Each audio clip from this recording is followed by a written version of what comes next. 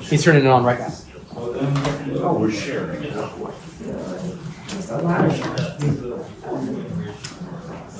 Good morning, everyone. Good morning. Welcome to beautiful North Hollywood. A commission meeting called to order at 10:05. The audio for this meeting will be broadcast live and can be heard by calling telephone number 1-669-254-5252 using meeting ID number 160-882-4704. Press pound and press pound again when prompted for participant ID. This meeting is also being recorded via Zoom. I'd also like to recognize our interpreter. Is our interpreter present? Hi, can you please raise your hand, sir? And if you have anything you want to say very briefly? Si alguien necesita interpretación, por favor díganos cuando haga el comentario público y tenemos la solución disponible. Solo en español. Thank you. Un poquito, pero no tanto para traducir. Thank you so much. Los podemos repartir a quien necesite. Gracias. Now we'll have roll call. Chair Melinda Murray present, Barton Schlageter. Here. And Commissioner Stein. Here. Thank you. I don't believe Councilperson Nazarian is able to make it today, but we wish him well. Next, we'll have approval of the minutes. Has everyone had an opportunity to look at the minutes from the last committee meeting that are present on the table and were made available via email?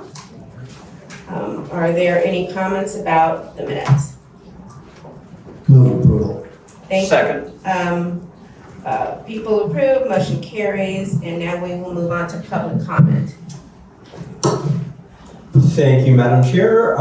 Good morning, everyone, and welcome. I am going to be calling names 3 at a time. When I call your name, please make your way to the lectern here, and I'll ask you first how long you would speak. I will time you, and I will give you a 30-second warning when you're near your last, when you hit your last 30 seconds from your time. Executive Director, I want to clarify, are we taking comments virtually today? No, today is only in-person public comment. Thank you. You're welcome. And we have a 2-item agenda plus general public comment, which leads to a total of 3 minutes. So 1, 2, or 3 minutes are your choices. You can also do less. So with that, I'm going to call 3 names. Please come on up and take your place. Jay, Jenny, and Jack. Jay, Jenny, and Jack. Very alliterative first group. Yeah, thank you. Jay. Justin has called Jay, Jenny, and Jack. Let me just adjust the camera real quick to make sure we have public comment on camera as well. There we go. Alrighty, Jay. How long would you like? 1 minute. Okay, and begin. Good morning, my name is Jay Friedman. I live in Studio City. I respectfully urge the Commission to reject any proposal that weakens the authority of the independently elected City Controller. At a time when Los Angeles is talking about billions of dollars in capital infrastructure spending on streets, sidewalks, facilities, and public safety, the city needs more independent oversight, not less. Real accountability doesn't come from audits years after the money's gone. It comes from real-time control over the books and over payments before checks are written. Shifting those powers to mayor or council-appointed officials doesn't reduce politics, it concentrates power and removes an essential check on waste, fraud, and abuse.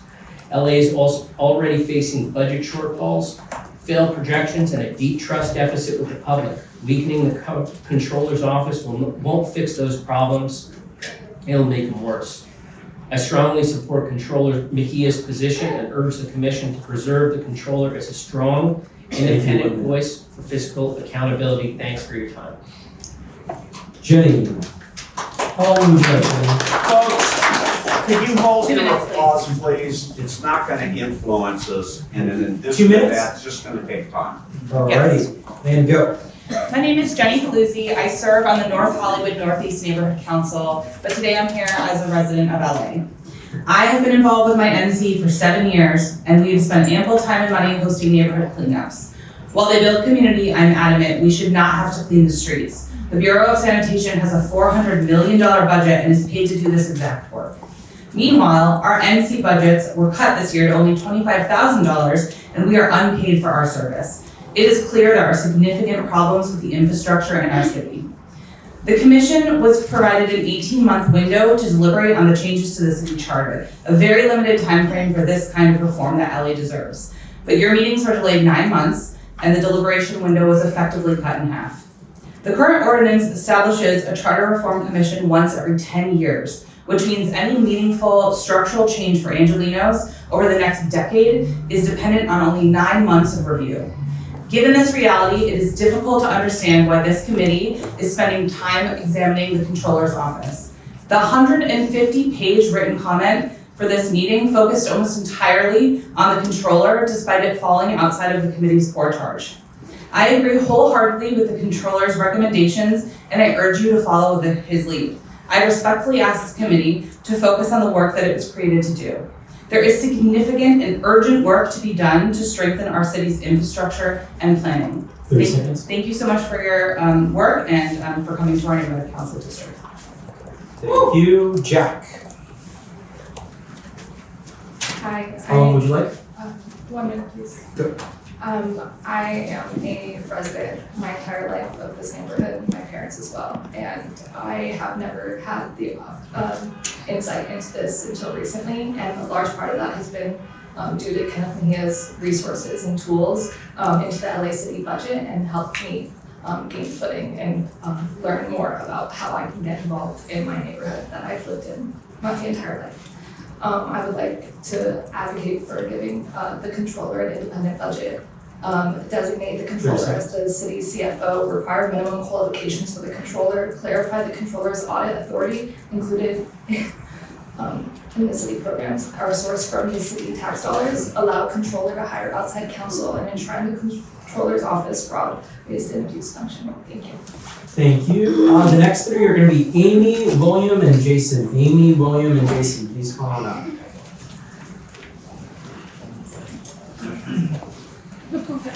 There are a bunch of Jasons, which one was it?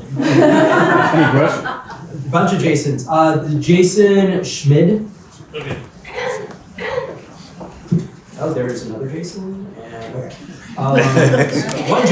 One Justin today, folks. All right. Amy, how long is it? 3 minutes. And go. So I wanted to say off the bat, out of all the commissioners, I trust Commissioner Schlageter the most. I think he cares, he's been paying attention, he listens, he's really trying to do a good job. That said, while I disagree with his take on the controller's position, that is not what I want to focus on. I'm going to focus on what I do like from his mission. Please seriously consider his proposed realignment for the Department of Public Works. I would prefer that LADOT be a chartered department, but if that's, we need some changes. As you may have seen, and I'm going to talk about this specifically with respect to public transit.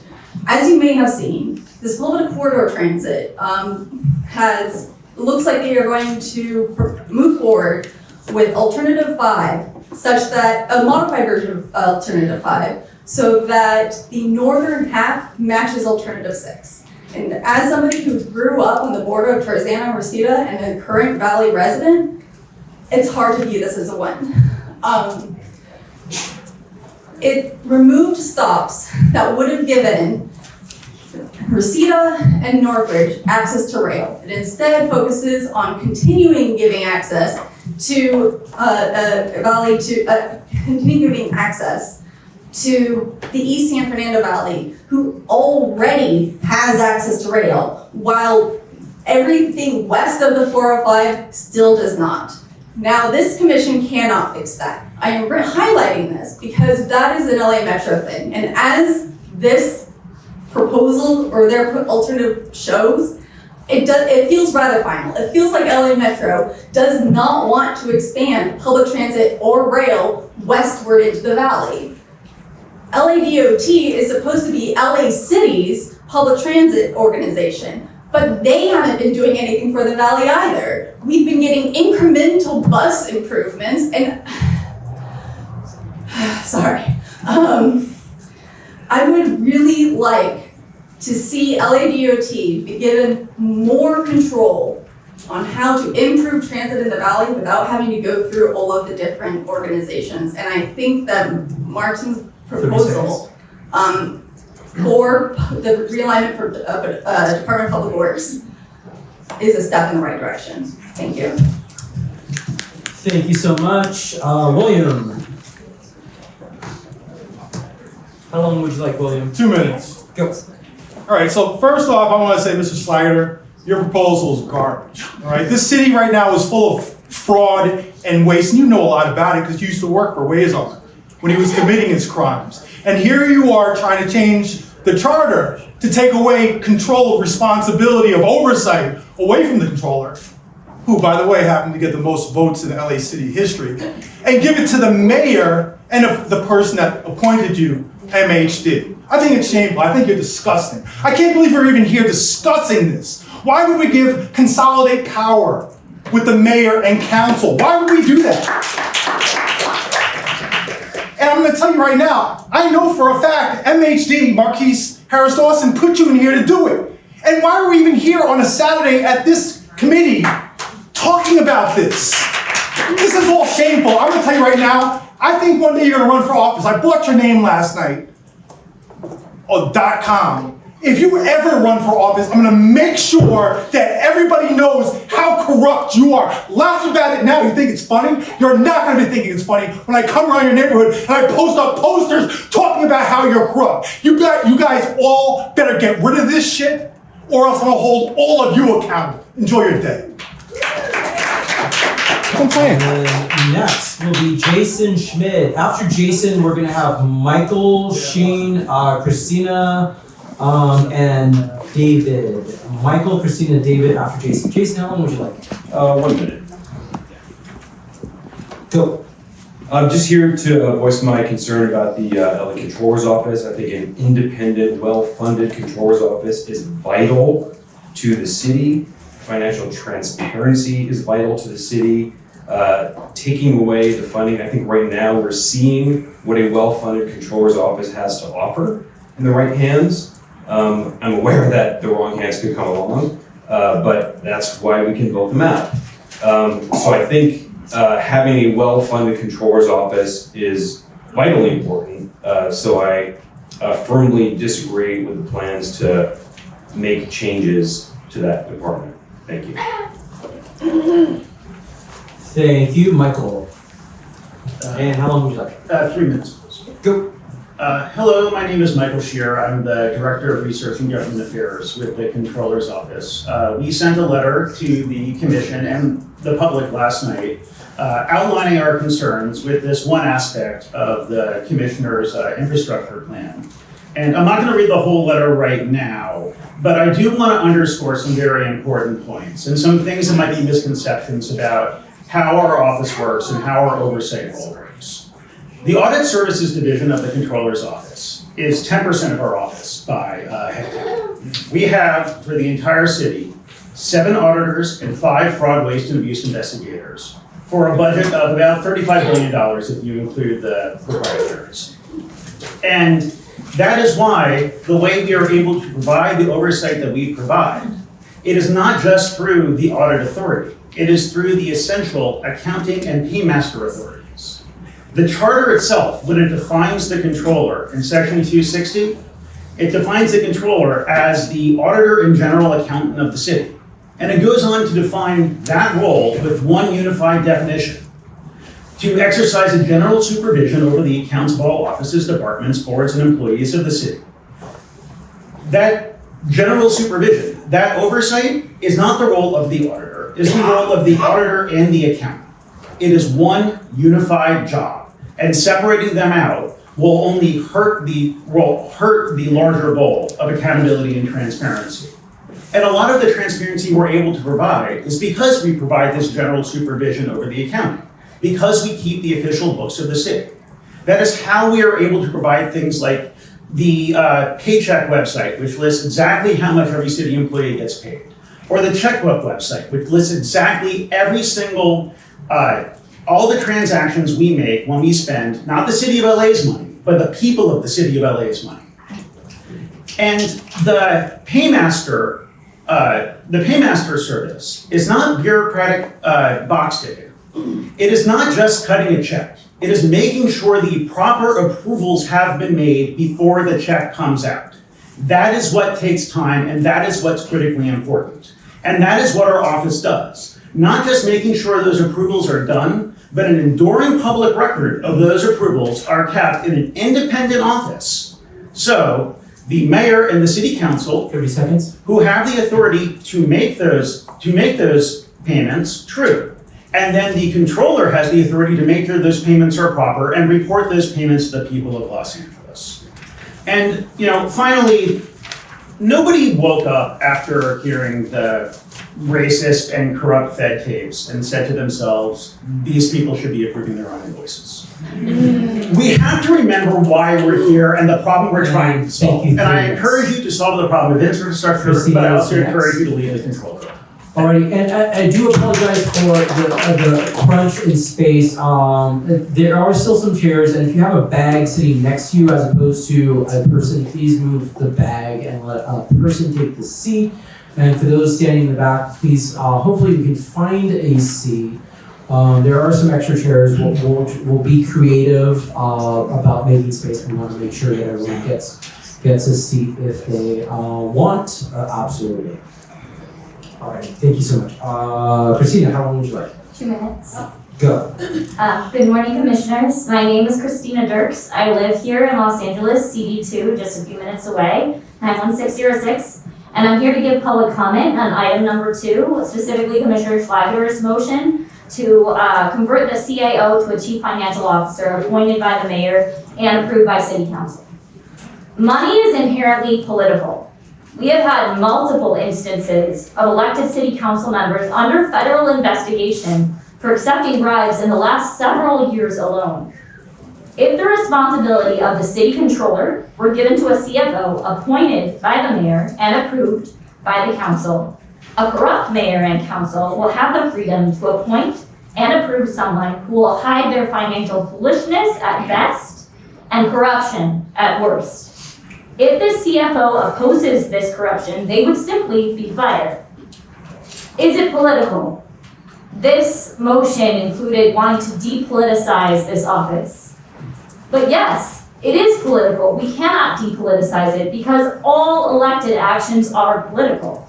This would simply put the money watchdog of the city of Los Angeles under elected officials' thumb, effectively giving them the power to hide malfeasance, such as the corruption that we have seen, and write themselves checks. The office of the city controller must be elected in order to hold elected officials accountable. I find it suspect that you are proposing to change the charter of the city of Los Angeles to remove this independence, which has existed for 100 years, and which is one of the few ways that elected officials are held accountable while they are still in office. That is what the current and post and past controllers have done and what they should continue to do. Thank you. Thank you so much. David. David still with us? Oh, sorry. Nope. David Valencia. Going once, going twice. Okay. Next 3 are Adrian, Jason Enrights, I think, and Carolina.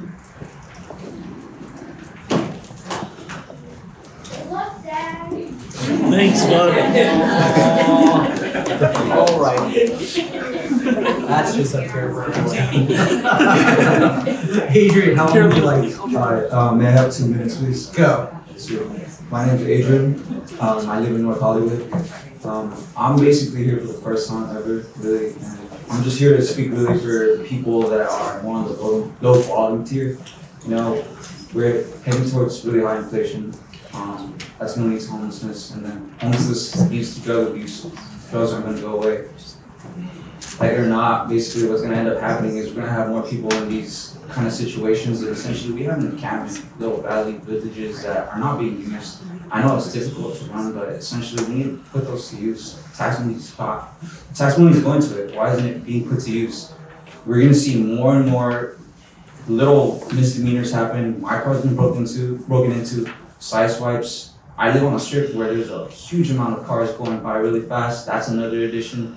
All this more and more accumulation of people is going to continue to happen, and essentially, we're just going to have situations where there's going to be more people involved in homelessness, drug abuse, and we have that. Why aren't we putting that to use? I'm not sure what's being used to head in that direction, but we need to start using it now because the way this economy is going, we're lined up for disaster, and essentially,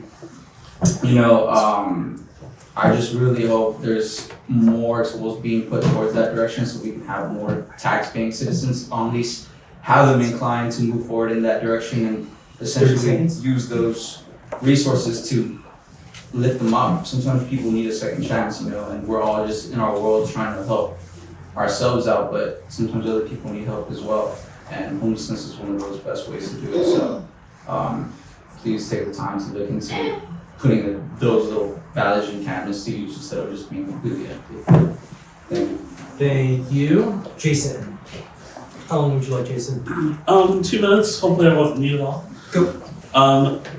First, I just want to say welcome to our neighborhood. I used to be on the neighborhood council here for this neighborhood. So you can see when you come out to the rest of the city, you get a great turnout and great diversity. I hope you do more of this, and city council considers doing more of that as well.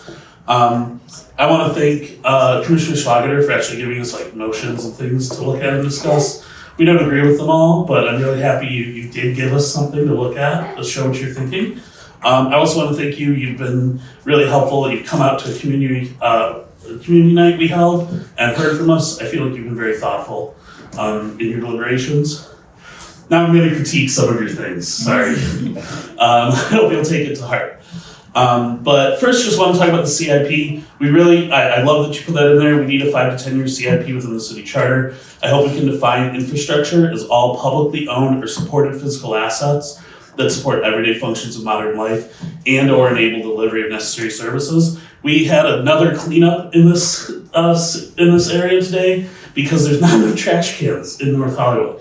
Trash is everywhere. So we have to go out and use our free time to clean it up.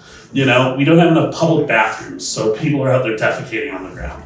We need to clean that up, right? We need those things as well as fixing streetlights, as well as building bridges, building roads, all that sort of stuff.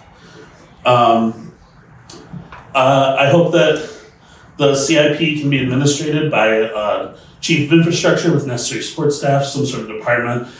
I don't care what you call it, but we need something to look over that. And I hope that there's a compensated resident-led oversight board that affects the development and implementation of the CIP. Finally, as you're hearing from everybody here, back off the controller. He's doing a great job. I've seen what the CAO does with the budget. If you think that is less politicized than what Kenneth's doing, you're out of your mind. The CAO is one of the most politicized roles in the city. I think you should actually give the elected official more power. Thank you. Yes, good man. After our next speaker, we have Justy Sexton, Gabe, and Trinity. Justy, Gabe, and Trinity, please line up. And go. How long would you like? Listen, I'll have 2 minutes. Go. Good morning, commissioners. Carolina Goodman, League of Women Voters of Greater Los Angeles. We are most excited at the pace that you are working now. However, we must still be thoughtful and careful to avoid mistakes. One of those mistakes was overlooking deliberation on public financing. There are slight modifications that need to be made to charter sections to allow the city council to adopt different forms of public financing of elections via ordinance without needing to go back to voters. Public financing is a separate recommendation from the one about ballot qualification requirements for candidates. It's important for the Charter Reform Commission to understand the negative impact that the current ballot qualification requirements have on candidates. Note that candidates cannot qualify for matching funds until they qualify for the ballot. The high threshold and the limited time available for circulation make it very challenging, even for candidates with significant backing and financial resources. The current threshold is not equitable. City Council and LAUSD candidates face the same threshold as citywide candidates, even though those district candidates have a fraction of the voters to turn to. Also, it's easier for candidates to qualify in white, wealthier districts with higher vote registration numbers. The League of Women Voters recommends a charter amendment to relax those requirements. Potential options are reduce the number of signatures required or increase the amount of time available to collect signatures. Thank you. Thank you. Justy, you're next. Justy, how long would you like? 2 minutes, please. Go. Hello again. While I truly appreciate Schlageter's proactive efforts to actually drive this council to functional decision-making, thank you, and I hope you move forward with creating a role for City Coordination Officer, as I think it's a much-needed one. I do firmly discourage allowing the CAO to absorb any duties currently held by the Office of the City Controller. A thing we've heard across many of the initiatives you're considering, and a concern I've heard directly from many of you, is how to move towards a government that's accessible and representative to the people, and this would be a move in the opposite direction. That City Controller's Office needs to remain independently elected and empowered to answer to the people, and held by the kind of candidates who want to roll that citizen forward. While we should absolutely be designing rules for the functions and needs of the city, and not who currently or may in the future hold those seats, it's worth saying that myself and everyone who drug along with me only know about this entire charter reform process because of our current City Controller's social media presence. And I don't see how a success point in the face of so many other failures would be recreated in a government structure that minimizes that role. As evidence to my point, by my very informal count, I believe the Commission as a whole has received the most public comment on 2 issues: the CAO, CFO controller conversation, and police reform and oversight, 2 issues that weren't on the original scope or agenda at all. So clearly we need more roles that are more empowered, directly accountable to the people, and not fewer. Thank you. Thank you. Gabe, how long would you like, Gabe? Can I have 2 minutes? Go. Hello, my name is Gabe. This is my first time at one of these meetings. I was brought to be aware of this by the LA City Controller's Office, and I'm here to voice my concern about taking power away from that office. I am a LA City resident, and I voted for the current controller administration, and I believe there was a record for the voter turnout for this current administration of the controller's office. And I'm very concerned about a proposal that would take power away from an independent commission that, for me personally, I think for a lot of people in LA has been important to inform us about the budget. And yeah, I'm really concerned about the power being taken away from that office. A couple of things that I've been made aware of because of the current independent city controller's office. Number 1 is the overuse of our city's budget on the police. So I don't know if that's a potential reason that someone is trying to take away power from that office, but I'm concerned about that overuse of funds. I want funds to be used for things like infrastructure that we need, like some other people have mentioned, public bathrooms, bike lanes, public transportation. So please know that I'm here, and I feel like a lot of us are here to protect that office, the independence of the city controller, and the power of the city controller. And I ask that you do not take that power away. Thank you. Thank you very much. Trinity. Hi, 3 please. 3. And after Trinity, we're going to have Nick, Cindy, and Renata. Nick, Cindy, and Renata are after Trinity, so please get ready. Trinity, go. Great. Hi, good morning. I'm Trinity Tran. I am with Public Bank LA. We are a volunteer-led advocacy group working to create socially environmentally responsible public banks in Los Angeles and across the state of California. and re-acknowledge the Commissioner for adding the public bank onto the agenda because the city is taking concrete steps to explore forming a public bank. And so we urge emphasize the importance of defining public banks per the California law to clear any hurdles or ambiguities around the city forming a public bank. Just to give a little bit of context, in 2018, the city introduced Measure B the ballot measure referendum because to amend one section of the city charter because the city is restricted from doing commercial businesses.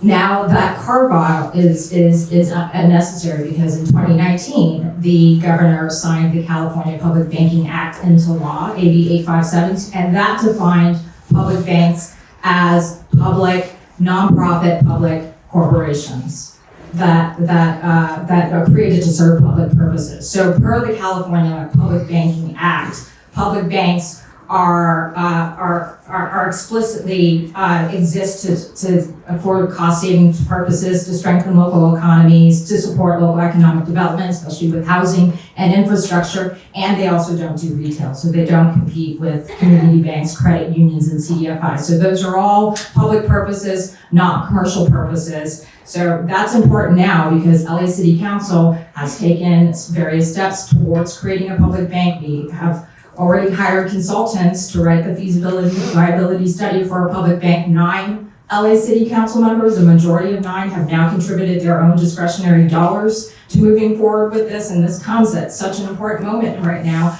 as the city is cash strapped in the red, facing budget deficits. The state and many states across the nation are also facing budget deficits. So this is the moment for us to explore a tool at the local level so that we can save money, so that we can reduce borrowing costs and generate revenue so that we can fund the things we need: housing, building schools, infrastructure, and public services. So so our ask is straightforward, is to define public banks per the California law as public, as a public enterprise that serves public purpose. And to authorize the city to own or participate in AB 857 public banks for the purposes spelled out in the California law. Thank you. Alrighty, Nick, Cindy, Renata. How long would you like, Nick? Can I get 3 minutes? Go. Thank you. Good morning, Commissioners. My name is Nick Caputo. I'm the Executive Director of Livable Advanced LA. We are submitting a 54-point charter reform quick reference sheet that consolidates structural reforms already under discussion in this process and echoed across civic, housing, labor, and governance organizations. The goal is to simplify your work and make it easier to take more ambitious but still realistic structural steps. On planning infrastructure, I want to focus on 3 core ideas. First, fiscal oversight and public trust. I suspect many of us in this room, know someone who has moved out of Los Angeles in the past several years. We often debate the symptoms, housing costs, infrastructure, and services, but underneath all that is also a deeper issue of trust. Many residents see a city council with enormous power and very few checks on it. Restoring trust requires structural accountability, not better messaging. That is why I strongly support strengthening the elected city controller as the city's true CFO with explicit authority to audit any dollar the city spends while retaining the controller's ability to issue payments. This role only works if it is structurally protected. That means charter protecting both the controller's budget and the fraud, waste, and abuse unit. I deeply respect Commissioner Schlageter's emphasis on fiscal transparency and like him as a person, but auditing power is fundamentally amplified by real-time access to data. If we can see where money is going as it moves, the controller can flag problems early, allowing audits and corrective action before millions are spent, not years later when the damage is already done. Second, infrastructure and service delivery plans. I strongly support the creation of a citywide improvement plan, capital improvement plan, that is revised every 10 years, covering not just capital infrastructure, but service delivery more broadly. The reason potholes are not filled and sidewalks remain broken is not simply a lack of money. It is the absence of a shared destination. Without a clear 10-year plan, departments make isolated decisions, laying off skilled workers without realizing other departments urgently need those same skills. A 10-year improvement plan creates coordination, labor stability, and efficiency across silos. Finally, I want to acknowledge something uncomfortable but necessary. The world is changing faster than at any point in human history. We do not know what LA will look like in 2030, let alone 2040. Because of that uncertainty, I strongly urge the Commission to remove housing density and height restrictions from the charter itself, specifically in our urban cores like downtown, Hollywood, Koreatown, Miracle Mile, and at places that are built for multifamily and place those instead in ordinance. The charter should make governance and authority define those, but not freeze assumptions about technology or urban form, allowing us to adapt as time goes on.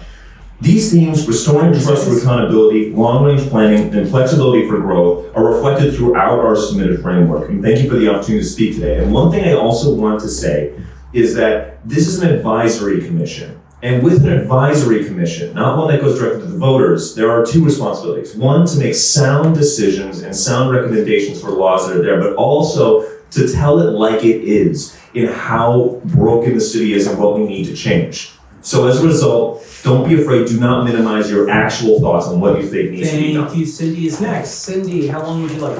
3 minutes. This broke. Sorry. I've been holding this up. Drop the mic there. Infrastructure. Yes, exactly. Infrastructure. Of course it breaks. Okay, we can hear it, so we're good. Go for it. Good morning, my name is Cindy, and I'm here to speak in strong support of Controller Mejia and his office. And specifically, items 10 and 10A, CA designated as Chief Financial Officer. Kenneth Mejia was elected by us, the voters of Los Angeles, to serve as an independent check on how our tax dollars are spent. Unlike the city administrative officer who is appointed, the controller answers directly to the people.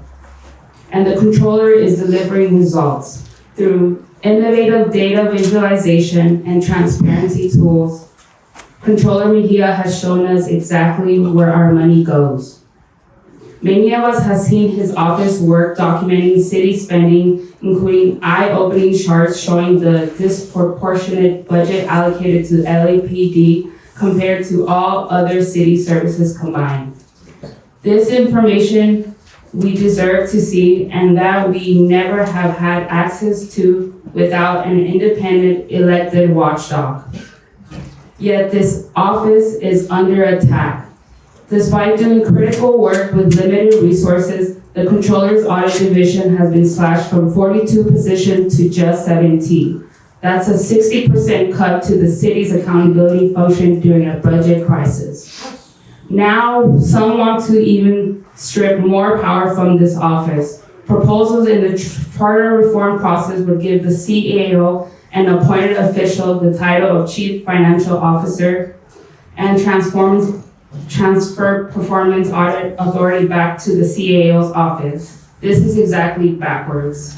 In 1999, the voters deliberately took audit powers away from the CAO and gave them to the controllers precisely because we needed independent oversight, not self-auditing. When the controller wonders about a 140 million revenue shortfall, who else was sounding the alarm?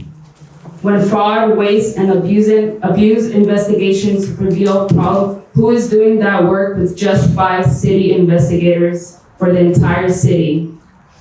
These aren't technical, non-controversial changes. They're a power grab that would undermine the independence and accountability that voters demanded.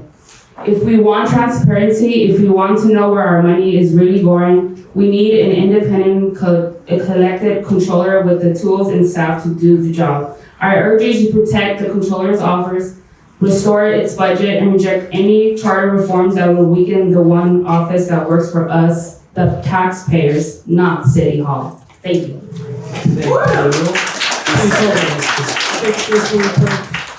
Renata is next, though.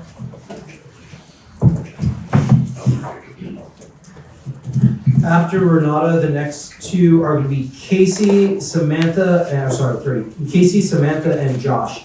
Casey, Samantha, and Josh, please queue up. After Renata, how long would you like? Let's do 3 minutes. Go. Hi, it's my first time here. And usually I do not come to these public hearings.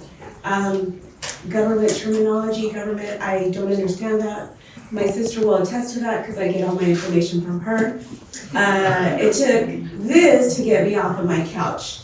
And because I feel very strongly about it once she told me what was going on. I'm a straight up person. I'm transparent. I do not like what's happening right now with the controller's office. So I'm here to back the controller's office and mainly their recommendations of giving the controller an independent budget and designating the controller as the city's chief financial officer. And as I keep thinking about it, it makes me upset that this is being, like somebody mentioned, that we're actually talking about this here in this hearing. Because it feels like we're being robbed in broad daylight. That's what it feels like. And that's how we want to run our money. It's the equivalent of, like, I feel, between partners, financial infidelity. You're not gonna know what we're doing with the money. I'm gonna go shopping, but you're not gonna know about it or where I spend it. That's what it feels like to me right now. So I'm just here to back those recommendations up for the controller's office and to back that up. Thank you. Thank you so much for that. All right, Casey, Samantha, and Josh. Casey, how long would you like? 2 minutes. 2 minutes, and go. Hi, my name is Casey Madden. I'm representing United Neighborhoods for Los Angeles. United Neighborhoods for Los Angeles opposes adding new language to the charter prescribing specific changes with regard to upzoning, removing restrictions on height or floor area ratio, and streamlining approvals. We oppose adding such language because these measures have been tried repeatedly at both the state and the local level, and the evidence shows that they have failed to increase housing production and failed to reduce the cost of housing. The state has passed over 80 housing bills since 2017. Many of them employing these concepts, and yet housing production has remained flat. We sent a letter to the commission in which we provided data from the state legislature and also from the St. Louis Federal Reserve, showing that in spite of the scores of housing bills that have been passed, housing production has remained flat. Our comments were not published in any of the comments collections published on the CRC website. Everyone wants less expensive housing, but we have to ask whether the proposed solutions will deliver the desired results. Again, since 2017, the state legislature has passed over 80 bills that mandate upzoning, offer density bonuses, and streamline housing project approvals, yet housing production has not increased and housing costs are as high as ever. In addition to the state's actions, the City of LA has also promoted similar efforts, including transitory communities, which offer density bonuses to developers, and also additional incentives such as increased floor area ratio, reduced setbacks, and reduced parking requirements. Process and procedures was approved with the goal of simplifying the zoning code and 30-second project approvals. ED1 was approved, which streamlined approvals for housing. At the city level, we've seen an increased number of housing units approved, but the actual number being built has dropped steadily. To give you one example of a worst-case scenario, which is just one of the worst cases, but it's happening all over the city, there used to be a 40-unit RSO complex at Yucca and Argyle. In 2000, that parcel was valued at $2.3 million. In December 2020, the LA Council approved a project, a 30-story tower offering 260 units. At the end of 2024, the 40 RSO units were demolished. The lot is vacant. There are no building permits pulled for the new project. Thank you so much. And it's currently valued at $14.5 million. Thank you. Samantha, how long would you like, Samantha? I guess 2 minutes. I'll run right now, you guys. Go for it. Hello, commissioners and community members. I'm congressional candidate Samantha Mota, running to represent the 37th district and you. I'm here to urge the commission to discard the proposal to weaken the controller's office. The controller's office provides independent fiscal oversight to the city's accounting and spending and provides accountability and transparency by acting as a watchdog to how our tax dollars are being used. As the city suffers from budget deficits yearly, it is important to have an independent accountant to speak freely on the financial health, like sounding alarms to liability payouts, excess pension contributions, and the city financial crisis. The proposal gives away the controller's accounting and financial functions to another department who reports to the mayor and council. Proposals like these shouldn't even exist.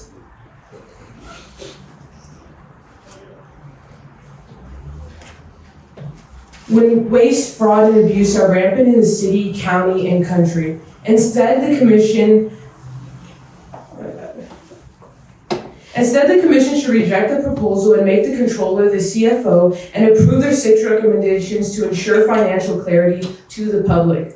Our communities are struggling to make ends meet when it comes to housing and infrastructure, and the controller's office has given the public tools and knowledge to know where our money is going. 30 seconds. Thank you. Thank you. Josh, after Josh is Celine, Rob, and Nathan. Celine, Rob, and Nathan, please queue up. Josh, how long would you like? I'll take 2 minutes. Let's go. All right, good morning, commissioners. I am here representing Streets for All, and we presented to you 4 months ago. And since then, the state of our streets has only gotten worse. LADOT and Public Works, once again, will be fighting budget battles to tread water despite the lowest staffing levels in about a decade. We continue to lead the nation in pedestrian deaths while residents are being arrested for painting crosswalks. LA streets are deteriorating at a rate of 2 to 4% annually, while BSS has functionally stopped repaving streets to avoid ADA requirements. Our streets are filled with potholes and held together with Band-Aids. We ask who is accountable for our streets. I think you've heard a lot about one of your proposals today, so we're going to talk about the rest, which I think we are supportive of many of them. We're really excited about a director of public works that's empowered, that has the responsibility to hire and fire bureau leadership, protecting the role from the city council, and mayoral transfers, and also giving it the authority to set policy for the department. I think that's really important. We also support creating a new charter section to establish a CIP. You've heard about that today, very excited about it. If it's possible, I think it's interesting to talk about what a citizens commission or a board could look like for that to give public feedback. We also strongly support removing section 580 from the charter, giving the city council and the mayor the authority to go in and move the Department of Public Work responsibilities around. We want to recommend strongly a minimum funding amount for LA street infrastructure and improvements. LADOT and BSS have suffered from political ramifications. Their budgets are low. New York City, San Diego, Chicago, Seattle, San Francisco spend 2 to 3 times what LA does on our streets annually in repairs, maintenance, and investments. And it's really important that we set some kind of baseline to protect that money in Los Angeles. All right, thank you. Thank you so much.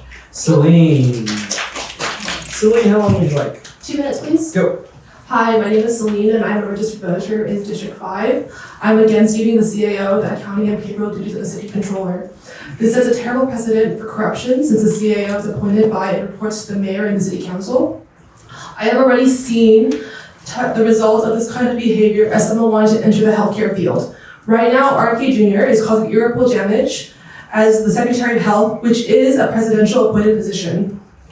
RFK Jr. is unqualified, in which your proposal also does not protect against, that the CAO is not required to have any accounting experience, and has resulted in monumental cuts for funding for biomedical research and rollbacks in vaccines, which will result in thousands of kids being sick from preventable diseases. Do you all want to see this kind of corruption here, or more of it now?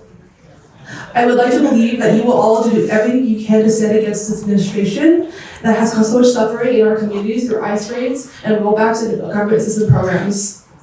But right now, to me, it looks like you're willing to play the same game to keep yourselves in power. You have the opportunity to do the right thing, and I hope you do. Thank you for your time. Thank you so much. Rob, next. How long would you like, Rob? Rob Kwan, I'd like 3 minutes. Go. One of the few times I've actually agreed with something our executive director has said was this fall, when he noted that our commissioners were more than welcome to do their own research, formulate their own recommendations that could be reviewed by this commission, and Commissioner Schlageter is the only commissioner to do that, so thank you. This was something very common with the 90s commissions, and if the rest of our commissioners join in, we'll be able to get a lot more done. I do want to note my strong opposition to gutting the controller's office. We look at our current fiscal crisis as a city. Karen and the council are jamming through budget-busting labor agreements, and the controller noted what kind of precarious financial position that would put our city in. And what did the CAO do? He did his job serving the mayor, and he said that he was putting out doomsday projections. And sure enough, a year later, doomsday reality hit. Lastly, I do want to just note Commissioner Schlageter prods as to whether we need a charter change to establish a bank, a public bank, and the answer is yes. The charter explicitly prohibits a municipal financial institution. Herb Weston already tried this in 2018. Charter Measure B was rejected by LA City voters by a 12-point spread. Our city is broken, and we've doubled down on that path with convention center expansion. This system is corrupted, and I wonder, amongst all of this, do you really trust these people with a public bank? I like the concept of a public bank. In fact, I'm one of the people who in 2017 helped whip up the support of the budget chair and 2 other members of the council, helped take it to the council president's office. Soon enough, there was a motion to study. I abandoned that effort. Ultimately, I voted against Measure B because it basically offered the council a blank legislative check to do whatever they wanted. It promised everything and assured nothing. The reality is this is a lot more complex than people would like to acknowledge. Corruption concerns aside, most banks don't want to serve us as a city because we are large, archaic, and a pain in the ass to manage. The reality is, studies have shown it would cost us an enormous amount of money to get it off the ground, and it would take decades for us to actually see a net positive on our budget. This is something maybe you want to explore, but that's got to be baked into the charter. It's got to be fully thought out. I submitted a written comment on my concerns about delivery of services. I like the direction we're going in. I would just encourage everybody to try to get a much firmer vision, because that's what our council members need to see to embrace something like council size. I want to also address the staff's report on 25E usage. This is very helpful. And I do just want to note that this is merely the tip of the iceberg with 245E. We are only being presented actual instances of the full council acting on a motion. That does not include all of the motions that are introduced, maybe moved to committee. That also does not include the veiled threat of 245. Every developer in this city knows that at the front end throughout the entire process. That changes the whole culture. So even if you never saw a 245E hit the floor of the council and get voted on, it still has an impact on our development process. And I think that's very important to consider. Nathan, going once, going twice. All right, final sweep for anyone who didn't get a chance to sign up. Please get up. This is our last call. Okay. Here for the reasons everybody else is. Okay, how long would you like? 2 minutes, if I could do 3. Hello, my name is Ernesto Castillo Perez, a current candidate for the Los Angeles mayoral elections, one seeking to hopefully usurp and overcome the kind of blatant corruption we have not only seen at a local level, but more and more often federally on a bipartisan basis across these great United States. At once a glaring alarm bell against the democracy and the nature of liberty as a whole, this proposed inability on the part of the concurrent leadership to acquiesce to local demands has no right by which it can be defended morally, be it by the spirit of the Constitution, the people of the city, or even the bare layman's logic. On the one hand, if we were to take it to be the case that this legislation being passed through the hands of Karen Bass and her wing of the Democratic Party leadership, then it completely negates any stance they could have taken against what they consider to be Trump's authoritarianism. And furthermore, if we are to believe that what the new Democratic Party shield are saying is true, that the bureaucracy that has expanded in the past 20 years or so has not simply expanded in the name of government corruption, as exemplified by the expansion of an already out-of-date police force, then such a legislation, which would balloon this already out-of-date and corrupt bureaucracy, will only hope to reinforce its power politically into the hands of mayors who the Democratic Party wishes to elect and keep in power through coercion and massive media campaigns. In any case, reconciliation with such a motion against 2 such critiques launched against it nullify any ability for the current leadership, whether it be Mayor Bassett or otherwise, to hold against the Trump administration, leaving Angelenos with no hope for any reasonable budgetary or societal changes, as is the case today, with the current lawsuit being held against LAUSD, which has done exactly what the law prohibits. It has eliminated existing funding sources for existing art teachers and replaced those funds with Proposition 28 funds, thereby violating the requirements of the fund supplement rather than supplant existing resources.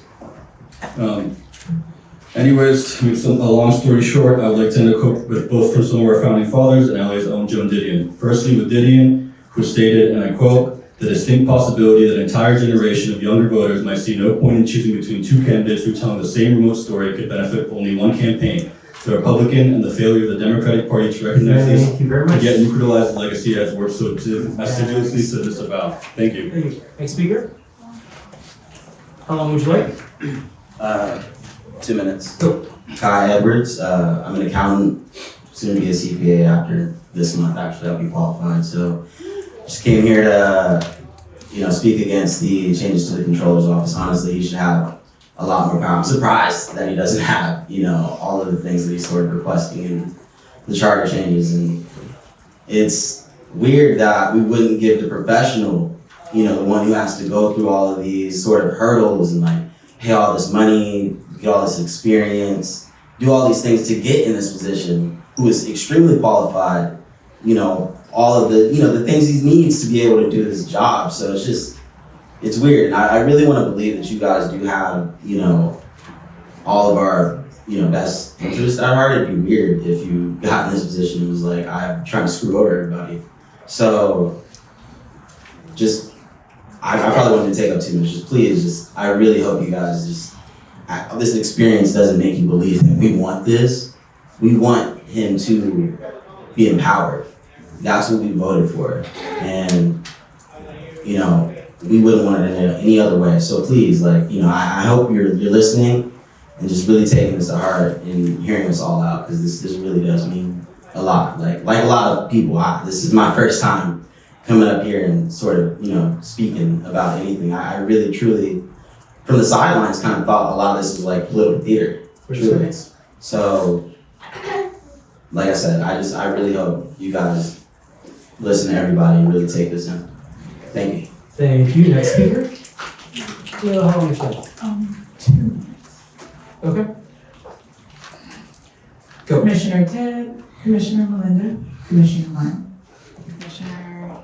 We're not commissioners, we're just staff. Okay, staff. Commissioners and the staff. My name is AJ Carter. I go by Queen AJ. I'm actually a candidate for mayor this upcoming election, competing against that. So this is actually something that's very personal to me.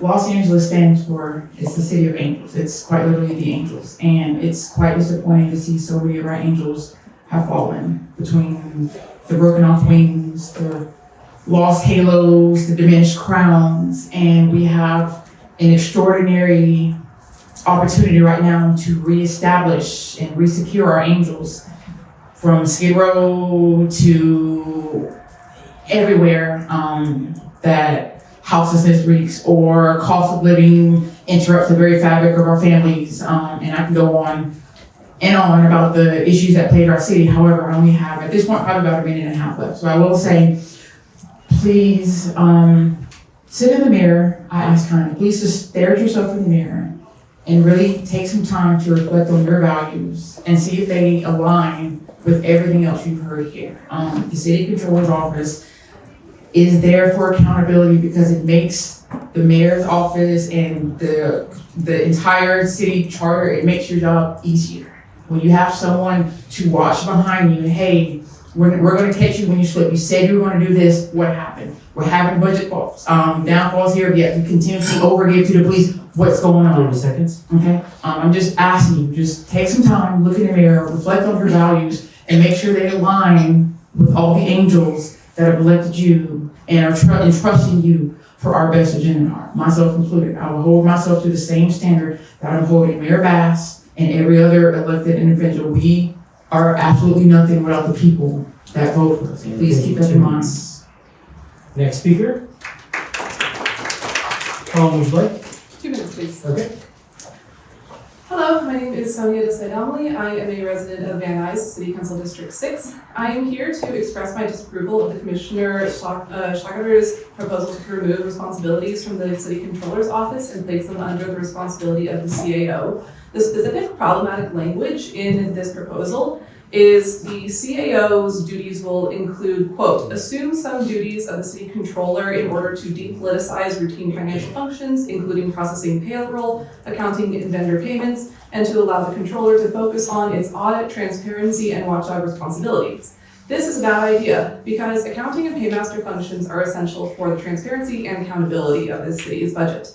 Currently, the controller's office approves checks before they are cut to payroll and vendor expenses. This ensures that before the city spends taxpayer money, the payments have gone through the proper process and are lawful and reasonable. If this authority is taken away from the controller's office and handed to a position appointed by the mayor, this opens up the opportunity for a yes man to cut checks at the mayor's direction, even if they have not gone through the proper processes or legal vetting.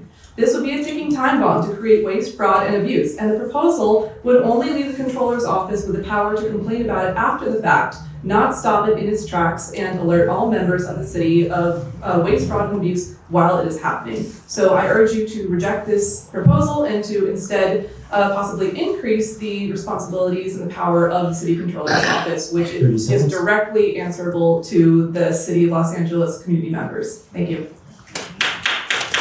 Next up.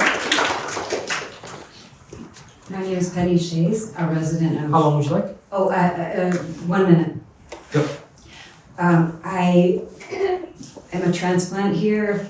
I've only been here about 8 years, but I love Los Angeles and I never want to leave. I'm disgusted though by the things that we see that are going on with the corruption, and I really wanted to have a voice today. Excuse me. Because the controller is my voice as well, and I would like that to continue and give them everything that they've asked for. Do not weaken them, strengthen them. That's it. Thanks. Awesome. Last but not least, how long would you like? I'll take 2 minutes. Go.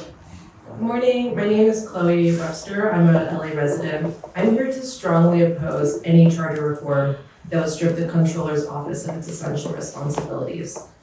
Let's be clear about what the controller does. He oversees $35 billion in taxpayer dollars across 45 plus departments. He's exposed waste, warned us about budget deficits before they hit, and made our city's finances transparent in ways we've never seen before.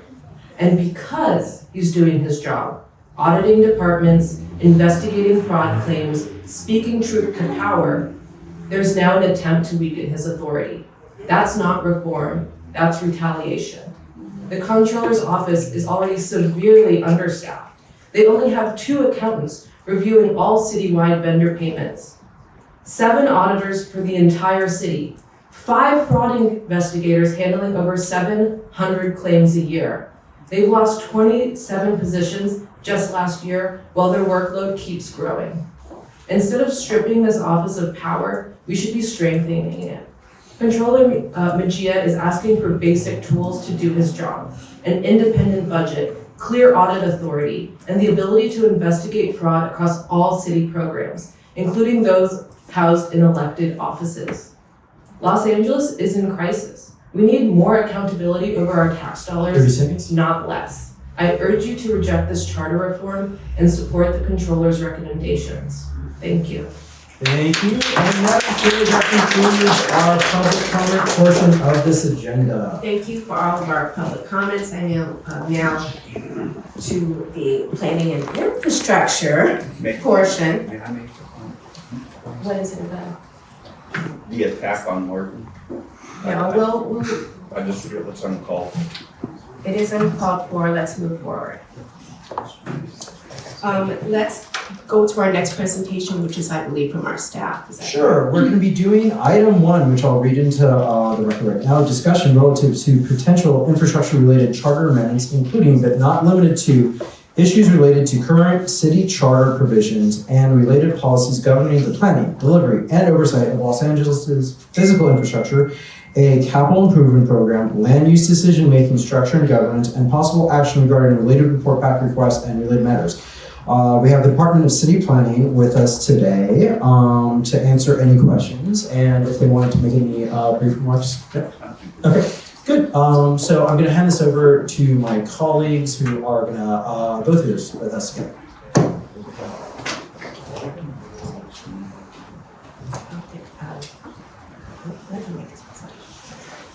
So I think the first thing on our agenda is to go through the planning report and deal with those recommendations. So these are planning reforms that the committee moved forward at your last meeting, and planning has come back with some additional refinement with those. So they're here to answer questions. I don't know if you want to present first, or if we want to just go through those recommendations one by one. Let's start with the recommendations right now.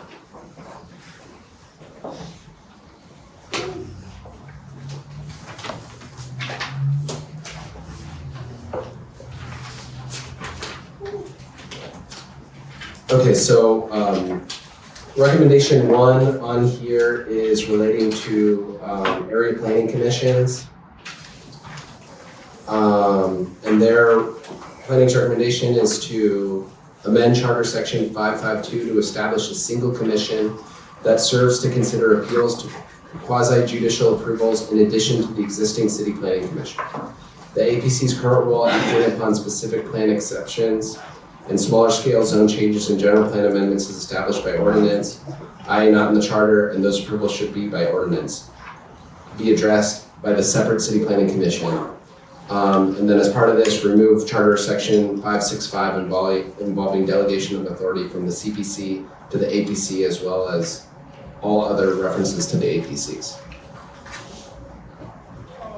If no one has any questions, I move approval of that. Are we gonna take that are we gonna take all those individually then? Yes, Is how let's you do wanna that. Let me see if I just have one question which relates to, no, that's fine. Yeah. So I second. A call for the question. All in favor, Commissioner Murray, yes. Commissioner Schlageter? Yes. Commissioner Stein? Yes. Motion carries. Okay, so the second reform is allowing appeals for City Planning Commission to consider appeals to ZA decisions de novo. And so the recommendation here is to amend Charter Section 552A to read here and determine appeals subject to the procedures prescribed by ordinance. Again, if there's no questions about my fellow commissioners, I move adoption. I have one question. With regard to the previous action, then we would be looking then to have to clean up the references to APCs in this section as well. Yes. Okay. Lots of cleaning up. And okay, so that's just a clarification. And then maybe it's discussed later, but I know there's reference to the zoning authority and in some of the language that's would be removed here. But in the clarifications of later recommendations, we're assuming that those zoning Office of Zoning Authority remains remains aligned with the way it's written out in the ordinance now, or in the charter now. So if I understand the question, I think there's going to. And you are whom for the record? Thank you for reminding me, Thank you. Commissioner Stein, for the record, Vince Bertoni, Director of Planning, so thank you so much.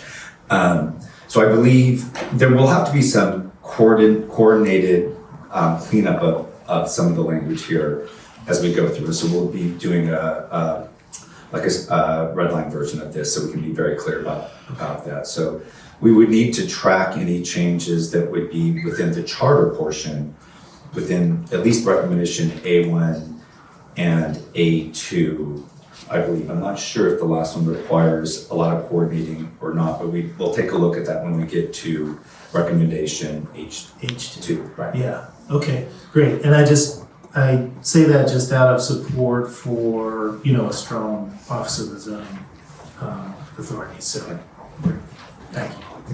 So motion Is there a on the second? floor. Sure, second. Call for the question. Chair Murray, yes. Chair Schlageter? Yes. Chair Stein? Yes. Motion carries. You're not all three chairs. I can't handle that. I'm sorry, Commissioner. At any one time, right? Thank you. Thank you.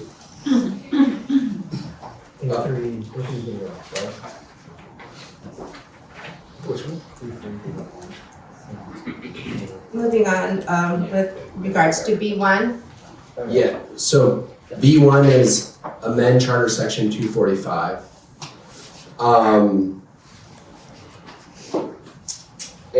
Well, let's just really quickly on 245, that was sent back to this committee again by the full commission on though the language in the report I think was originally eliminated, the commission requested that it be amended and discussed as amendments. That was the direction, I believe, of the full commission. So we have two recommendations from City Planning here. One is to remove Charter Section 245E.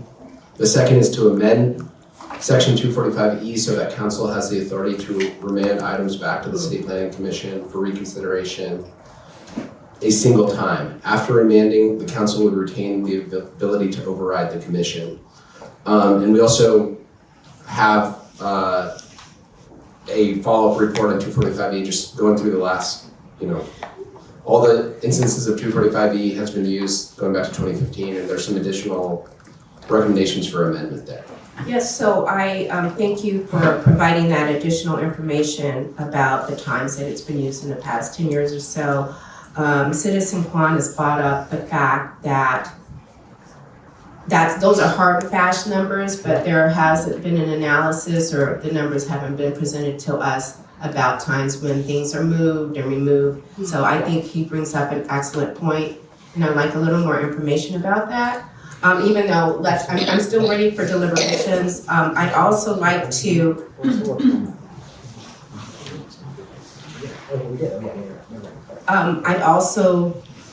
as far as this amendment to the remanding, I'd like to know how that would look. I'm a little, if the planning commissioner, the chair could maybe elucidate on how that would work practically. What it would do, and so we gave two options for the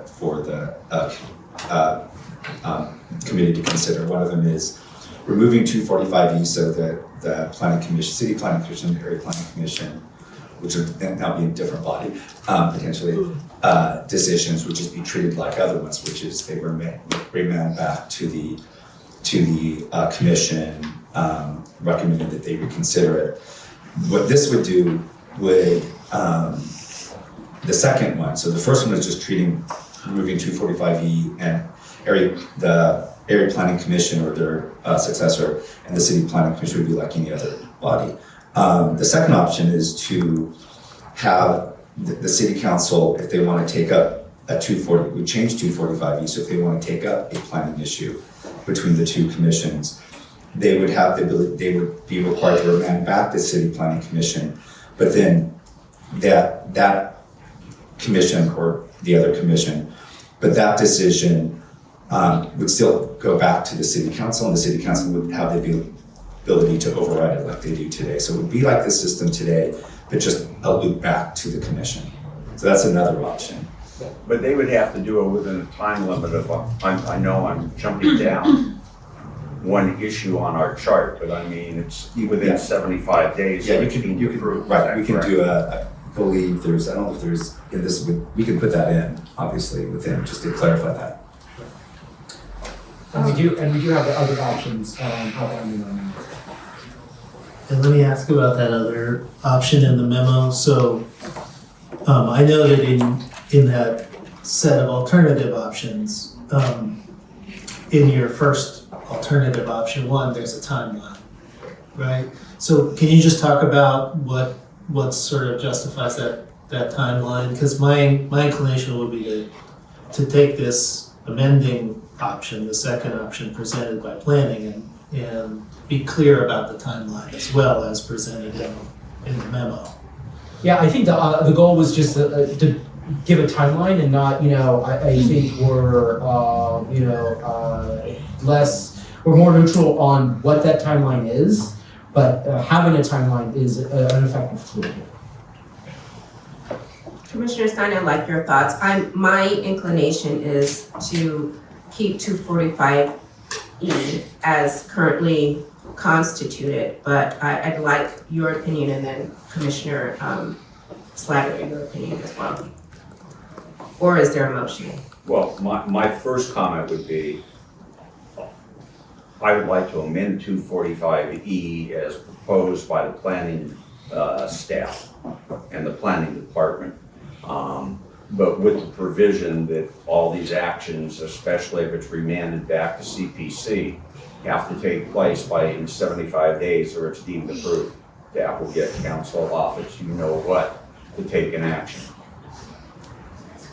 And the 75-day or deemed approved is another recommendation in this plan. Right, so that would be added on if we approve that as well, which makes sense to me.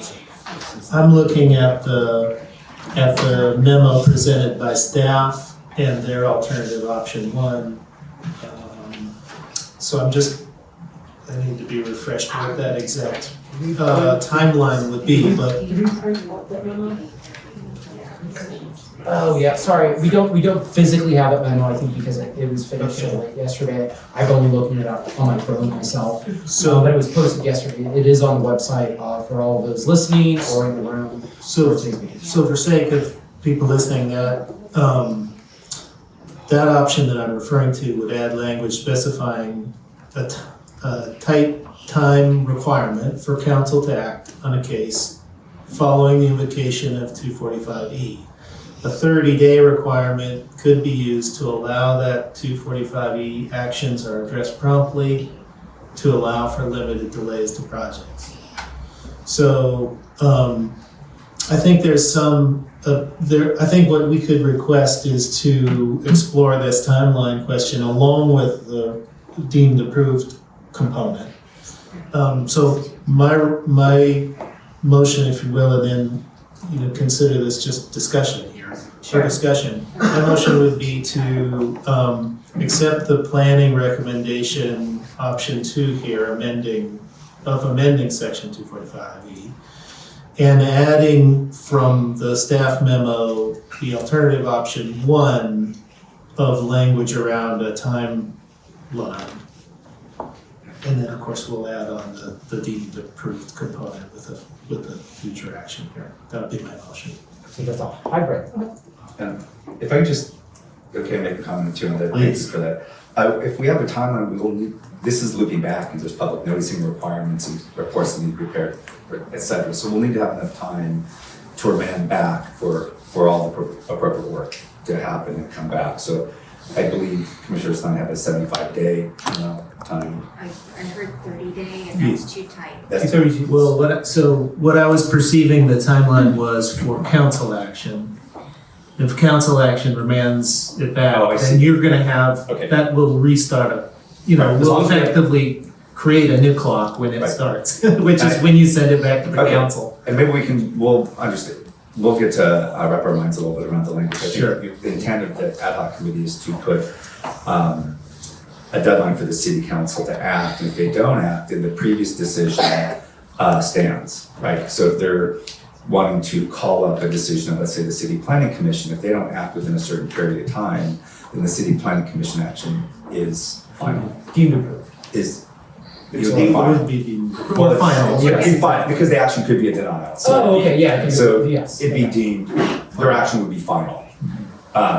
And so then there's a clarity in terms of how long, so there's a time limit after the commission takes action that the council has to 245 it, is one time frame. Right. And I believe that was 30 days, I believe is what I heard. And then if it's remanded back in the second section, then for the city council to act on that, again, they'd have another clock that would apply to the city council. Right, that's Okay. how I'm understanding it. Yeah. But the deemed approved component, Deemed final. deemed final in our later recommendation, where that references 75 days, that's about, well, I guess, is there a conflict between that date or that timeline and the one we were just talking about? Those are different actions effectively, because one is around exerting 245E and the other is Right. just fine.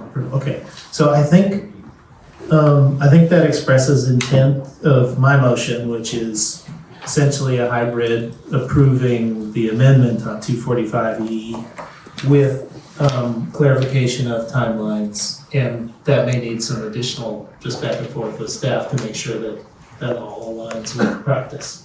Okay, I second that motion. Call for the question. Chair Murray, yes. Commissioner Schlageter? Yes. Commissioner Stein? Yes. Motion carries. For the amendment to 245E. We'll do our best with that in the minutes. Okay. Okay. Wait. Yeah. B2? Well, so B2 is amend Charter Section 555D to provide that any general plan amendment that has an affirmative recommendation from the City Planning Commission and the mayor shall be deemed approved if not acted upon by the City Council within 75 days. And if there's no discussion, I move the motion. If there's discussion, obviously, we'll discuss it. Call for the question. Chair Murray, yes. Commissioner Schlageter? Yes. Commissioner Stein? Yes. Motion carries. So this next one is not a reform proposed by the City Planning Department. It was proposed by outside advocate groups, but we asked the City Planning Department to make a recommendation about how it could be enacted. And their recommendation is, this is require that all general plan amendments meet criteria similar to Measure JJJ. So their recommendation for that is, should the Charter Reform Commission seek to address the permanent implementation of Measure JJJ through the Charter, it is recommended that action be limited to a new Charter section that establishes a framework to require community benefits as part of development projects that seek general plan amendments and/or zone changes, allowing the community benefits term to be specified within the LA Municipal Code. My concern with this is that, just like as we know, we've had city measures and county measures, and for whatever reason, for another, one disregarded the other, knocked the other one out, and I think that putting in something that permanent leads to confusion legally. Not that I don't agree with the impetus behind Measure JJJ. I don't know if Mr. Bertoni has any comments on this. I just want to be available for questions, but I would just note that we have in the report, JJJ expires this December of this year. It's already been 10 years. The City Council has the option, I believe, under the initiative to extend it in its entirety for 2 5-year periods. So at the 10 years of time, the city already has the ability under JJJ. So we already have that ability. And much of the provisions of JJJ, the City Council has the ability to act on its own within a municipal code. So we don't need charter reform for those. I have a question. Can the City Planning Commission, or if it's done through a subdivision, it's a general plan amendment, so it has to go to CPC. Under the current law, without including the JJJ language, can they, for instance, determine that as part of this 20% of your project has to be designated for low-income units or low mod units? Isn't that already existing in the law? Yeah, I mean, well, it's not as a mandate to do a general plan amendment. That came through with JJJ. We have incentive programs that would mandate that if you avail yourselves of incentive programs. I would say that separate from JJJ, I don't know the last statistics, but for a while, for many years, about 80% of our housing was done through an incentive program, so not because of not JJJ, so either density bonus or TOC or so I don't know what the provision is now. I will tell you, for multifamily, we do a lot of single family still and duplexes, but really for multifamily, it's extremely rare to find a multifamily project built in LA that's not going through state density bonus or through our new housing element incentive program. And none of that is proposing general plan amendments, and none of it really triggers JJJ. JJJ is, quite frankly, rarely triggered, and a lot of it is for like a mixed-use office where there's a heavy office component. But it isn't one of the other requirements of JJJ, I'll use this terminology that may not be 100% correct, but it basically requires, among other things, prevailing wage. Yes, and I forget the exact terminology, but there's a labor requirement as it, and that is one of the reasons why we rarely see, when we talk to developers all the time, it is not, JJJ has multiple provisions. One of them, if you're doing housing, you have to do a certain amount of on-site affordable housing, also has a labor requirement. The feedback we have from the development community is it's not that on-site affordable, which is a barrier under JJJ, it's a labor requirement for much of that, and usually that is any project which is usually under 10 stories. It's just a different, you're talking about different labor standards that come into play. So getting to your question is, would be, yes, there is the labor in there, and that is one of the triggers. Obviously, one of the reasons why you do see office is that's a different construction typology, so that's not a barrier typically. But in your opinion, planning department opinion, shouldn't there be a difference of a planning department action which involves a plan amendment to build 20 single-family homes versus what it would be if someone were building, of course, probably not parcels that big for single-family anymore, but 100 single-family homes? I mean, the cost of the additional labor is such that it makes it prohibitive, in my opinion, to be able to create that housing that is so badly needed, whether it's market price housing or whether it's affordable housing. It seems, would you be opposed to setting a limit before JJJ comes into effect? I think, well, one of the things is, and I would ask the question, when we do all of our policy work now in the last largely 10 years, so all of our community plans, our housing element, our housing incentive program, we've done economic studies as part of that. So to answer that question is, we'd have to study it. I mean, because the reality of it is, and once we started to embed economic analysis into our policy work, it has actually been much more effective in actually having the policy have the outcomes that we really want and getting things built. So I don't know what the exact level of that would be. I will tell you that we have heard from developers that the cost of labor has been a barrier to, I think getting to a different, we talk about zoning as a barrier to housing, and it has been, and we've been working hard to relieve that barrier. But as you know, Commissioner Stein, the cost of development, there's three major costs. There's the cost of land, there's the cost of material, and the cost of labor. And all three of those impact the ability for housing to get built. And labor is part of it. And so I think it's an important part that we have to look at what that exact barrier is. But if you're going to continue to study it, why should we take an action to make this as part of a charter amendment? I mean, we're not recommending that we put that, I know that was a recommendation that came from someone else. I think our recommendation, we think that the city already has that ability. If the city wants to extend it, they have 2 5-year extensions they can do on their own. So is it your position that we don't need to take action on this because it's already being taken care of under existing law and actions? Right, it doesn't need to be, yeah, right. We don't believe it needs to be in the charter. There's other mechanisms for it.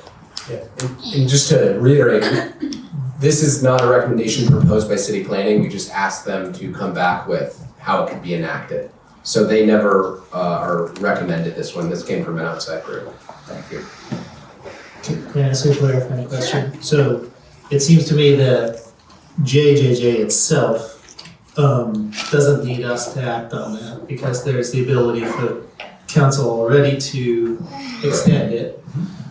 The request to make it permanent is a choice, that I think is one of the challenges of charter reform overall, in that it is very difficult to change the charter once you have it. So how do you keep things flexible and adaptable as conditions change? But I did want to be clear in terms of the kinds of conditions that are put on these sorts of projects and general plan amendments, et cetera, that JJJ has promoted, whether that might be portion of affordable housing or fees to pay for community benefits, et cetera. In the mention of a charter section to establish such framework, am I to understand that there needs to be a charter section to allow the council to promote such conditions, or does the council already have that authority? No, I believe that most of that authority the council already has. I mean, that'd be a city attorney would have to refine that answer, but from my understanding of the laws that the city council can act on it now, and we do, we can do labor through, we have through incentive programs. In fact, our TOC incentive program, we actually do allow for it as one of the incentives under TOC, which is our Transit Communities Incentive Program, which is an outgrowth of JJJ, but it has one of the things you can do is to, if you have a certain labor requirement, you can get additional benefits from that. I mean, and it's this issue of the labor requirements. I mean, good wages are important, good construction wages are very important, and we don't deny that. We are just saying that this, trying to really refine what would be an appropriate labor requirement, the city council can do on its own through an ordinance, and it doesn't meet the charter. One quick question, then I'll be quiet on this one. Then, so what you're really saying is, this can all be done by ordinance, it doesn't need to be done and considered by the Charter Commission? Correct. Thank you. I therefore move to, unless there's more questions. Well, I just was gonna say that, that's my understanding and experience as eliminate well. B3 from any consideration. I don't think we have to have a motion on that, do we? We don't, but if we wanna be clear about our action, we could, because I agree with that. I will. Do we need to have a motion to not move on it? Be helpful. Yes. Okay. My motion is that we eliminate B3 from consideration by this subcommittee and subsequently by the, I won't even go further, by this subcommittee. Second, I'll call for the question. Chair Murray, yes. Commissioner Schlageter. Yes. Commissioner Stein. Yes. Motion to not move carries. So our next section is G1, eliminate charter section 104E floor area ratio restriction. This is the one where there's an issue with the CEQA. So planning's recommendation is to amend charter section 104E to allow the FAR limitation to be exceeded by ordinance. Continue consultation with city attorney as to CEQA implementation. This is one of those issues that we've been presented on several times, and we've discussed it before, and we're just trying to figure out a way to do it that meets all of the qualifications. So are there any other questions on this particular item?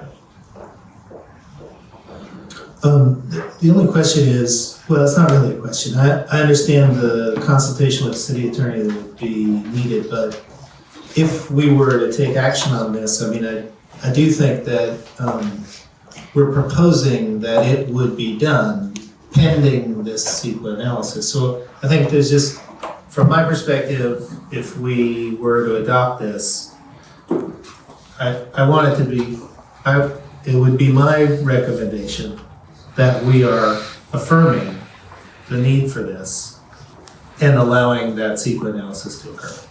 Correct. And we wouldn't put this in if we didn't feel like we had a good shot at it. It's not a certainty, but we feel like we have that we can be on solid legal grounds, we believe, on this one. But we need to make sure it's confirmed with the city attorney's office. Okay. And we have had preliminary conversations with them. So I would move that we amend Charter Section 104E as described here, and pending CEQA analysis, that would be approved by council. And just as a friendly amendment, just to make it clear, you want to adopt the recommendation by city planning to amend Charter Section 104E to allow the FAR limitation to be exceeded by ordinance, continue consultation with the city attorney as to CEQA implications, understanding that we are trying to do a legally feasible way to eliminate 104E restrictions. I second that. Thank you. Thank you. I will call for I'll have it as the motion by Commissioner Schlageter with a friendly amendment by Chair Murray. I'll call for the question. Chair Murray in favor, Commissioner Schlageter. Yes. And Commissioner Stein. Yes. Motion carries. So the next one is streamlining quasi-judicial decision-making.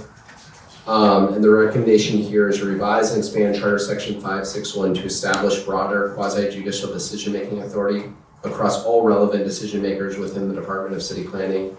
Remove Charter Section 562 through 564. And just I guess a note in general, so, I mean, all of these things, we're gonna have to come back to the ad hoc and the commission with actual charter language for you guys to approve. And, you know, this is one where, you know, if you decide to approve it, we'll work with city planning and city attorney to, you know, actually have like a redlined version of these charter sections to show you what this would be, because it's a series of changes to these sections. Yeah, this one is a whopper. I don't know what to say. I mean, I know Commissioner Schlageter was talking about his concerns about zoning, and we're trying to reform everything and streamline everything.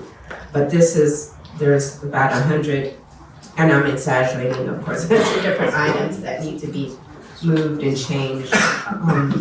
So I get some If I could just maybe clarify. ideas and clarification. These are just examples, so this would not go into the charter. So when you see the items listed, but it was just kind of given magnitude that right now what we're trying to do, one of the key aspects of the charter reform is this whole idea of dealing with potential corruption in the city and how you have, and one of the issues is, do you have independent decision making? And within planning, the charter carves out a relatively smaller portion, just variances and conditional use permits, to have that kind of independence. And it's really about taking that and broadening it to all these other types of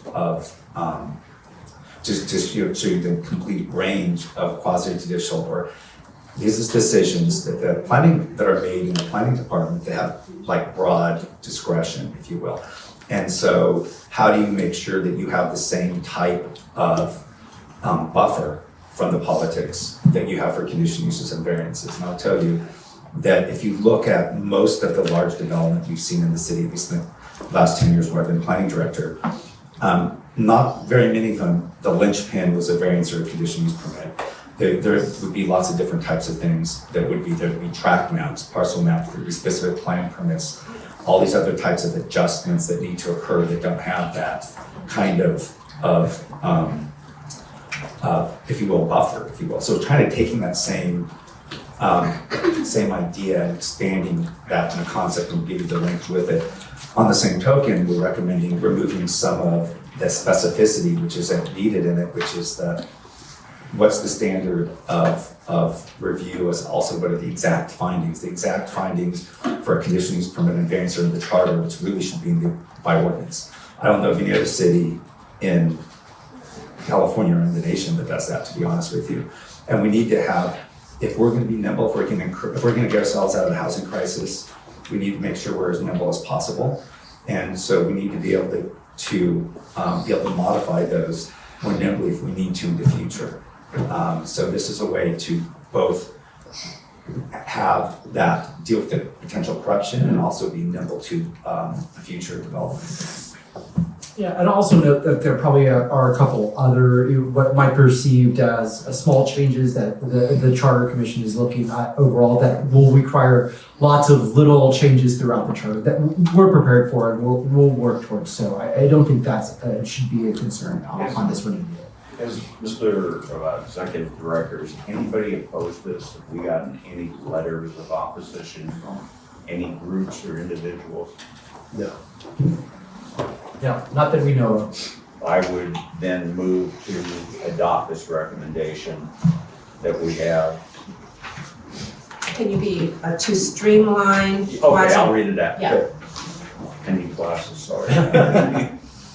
That we revise and expand Charter Section 561 to establish broader quasi-judicial decision-making authority across all relevant decision makers within this Department of City Planning, and then to remove Charter Sections 562 through 564.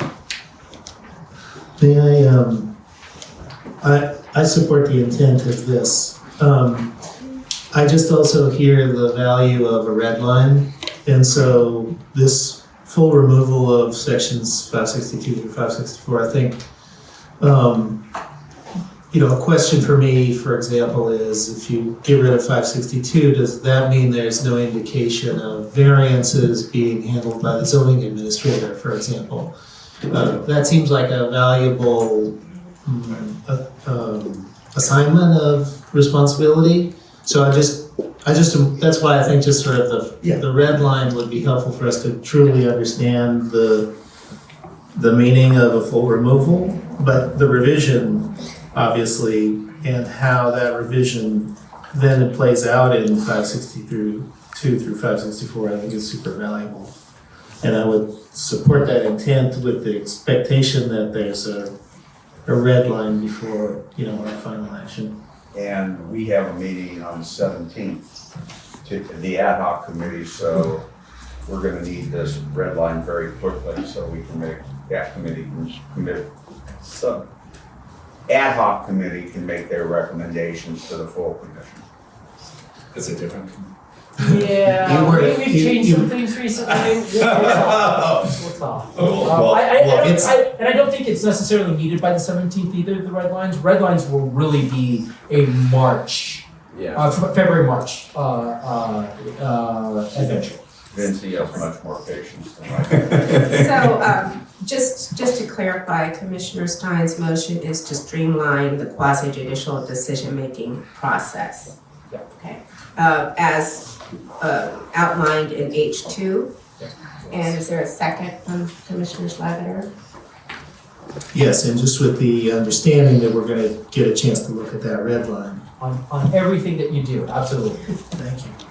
I'll call for the question. Chair Murray, yes. Commissioner Schlageter? Yes. And Commissioner Stein? Yes. All right. I believe that concludes the recommendations from the planning portion. So, or do you have anything else? Well, I just we did have some areas where you all requested further analysis, and I just want to, give you an update. So, make city council ultimate authority over all city-owned land work. We're still working on that. We're hoping to come back with some charter language for you, working with city attorney. Same thing for allowing landowner recreation in parks that is not being used by a park or open space to be sold. Also working on that. We have met with the housing department on both of those. And then F1, provide LHD authority to fund projects. So this is something having to do with ULA and basically them needing approval. We did meet with them on that. It seems like that is actually a limitation in like the ULA ordinance that voters approved and is not in the charter. So we're gonna work with city attorney to see, if there's anything we can do about that. Madam Chair, can we just also express appreciation to planning for coming to us multiple times with very responsive with the information and the recommendations. Thank you. And again, in the future.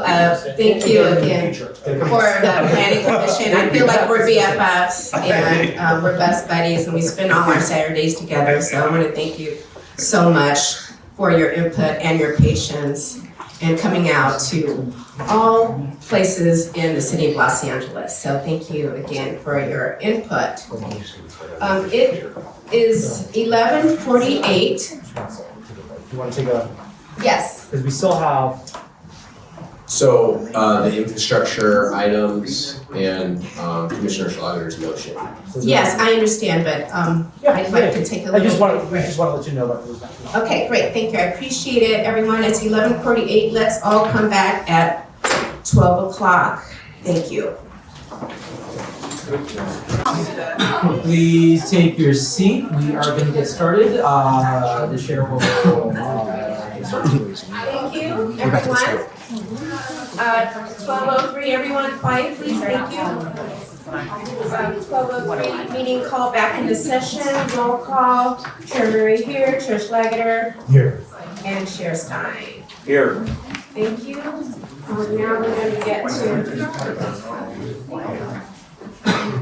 to a discussion about infrastructure, and then we're going to dig into what I like to refer to as the Marty motion. But let's start with Alliteration Day. So, categories A, B, and C, relating to infrastructure, I think we can handle those as part of Commissioner Schlageter's motion. So I suggest we go through D and E and take care of those for infrastructure. So D1 is increased charter required minimum budget allocation for the Department of Recreation and Parks. How do you want us to proceed with this? let's see. Because I have a comment on the various budget allocation items. Okay, let's see what else you have, and then I think it may be better handled to go through.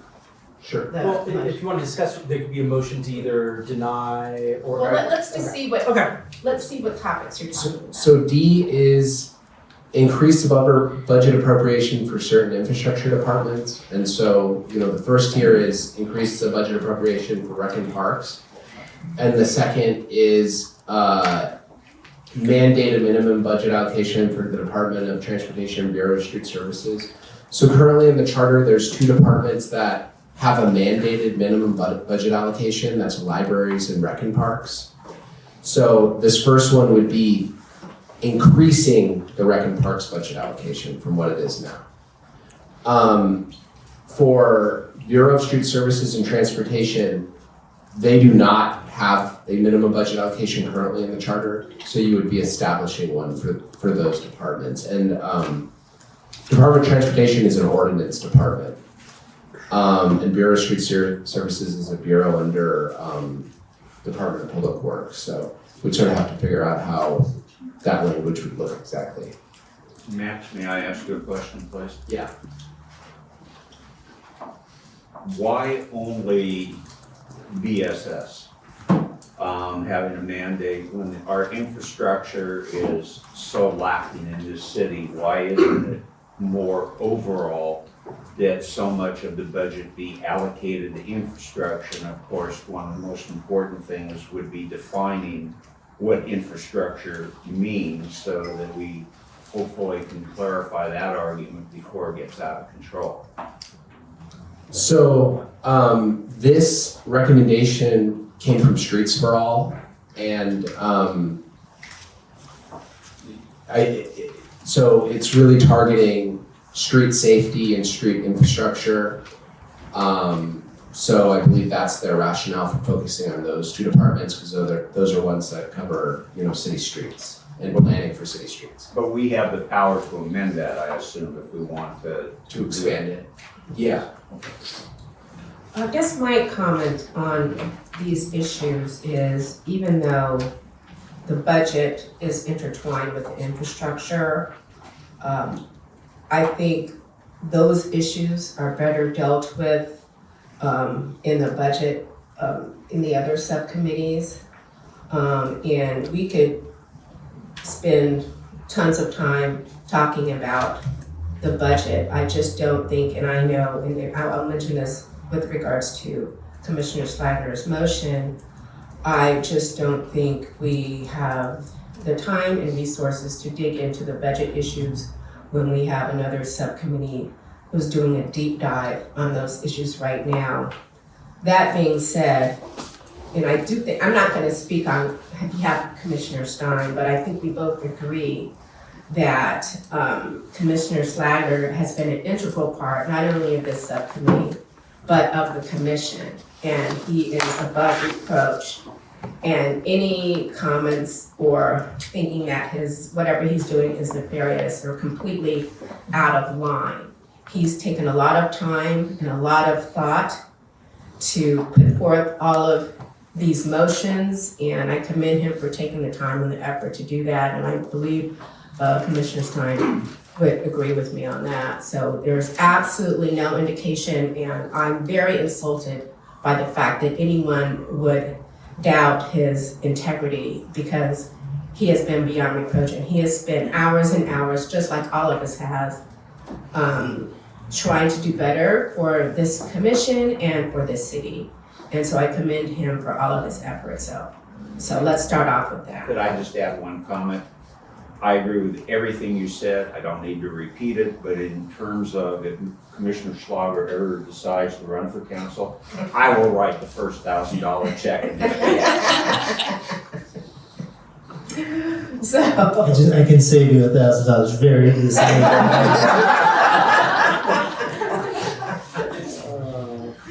So that being said, what I'd like to do is let's dig into the Marty motion. There are three separate portions. The first one is dealing with infrastructure. The second one is dealing with Board of Public Works realignment. And the third deals with the budget. Sorry. I want to integrate those. Oh, I see. I would like to integrate those discussions. Okay. Because they're gonna, what you mentioned is gonna come up in the third portion. So what I'd like to do is sort of put these in three separate silos, if you will. And the one on the infrastructure, the second one on the Board of Public Works, and the third, which deals with the budget. Is that all right with you? Makes a lot of sense. Okay. So let's start off with the infrastructure. Now, there's also three portions to this. I believe we could at least come to an agreement on a portion of it, and that is to create a charter section establishing a capital infrastructure plan. And we talked about a 5-year plan and also a 2-year budget. I don't know that there is any disagreement on that, so I'd like to, Commissioner Stein is shaking his head. In agreement with you. And in agreement, and this is your motion, so at least for this first part of the motion, Commissioner Schlageter, would you state, at least with regards to the CIP, your motion? At least for that portion? Yeah. Make it into a motion as you do it. Well, sure. I just want to say that this idea of a capital infrastructure plan was brought from the public to this commission early on, and is one of the reasons our committee structure has been set up the way it has. And so a lot of my recommendations here spill out of the recognition that that is a need at the city to make better long-term decisions through showing that we are planning long-term, even when a budget is shorter term.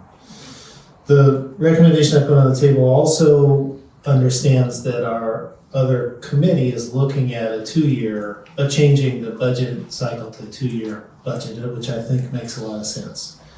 So my motion would be to create a capital infrastructure plan that would provide multi-year budgets and future projections, including a 5-year outlook and an outlook that aligns with the budget process. I wrote 2 years, but I'm presuming we may also be looking at 2 years through the other committee and the commission as a whole.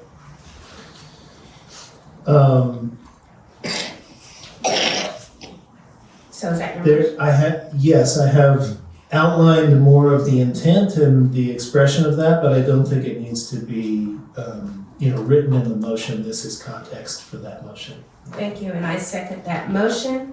Let's call for the question. Chair Murray in favor, Chair Schlageter, Yes. and Chair Stein. Commissioner. Yes. I'm sorry. I specifically, in my mindset, Commissioner, didn't come out that way. Commissioner Schlageter. Maybe we could just all be co-chairs. And Commissioner Stein. Okay. Yes. So that motion carries.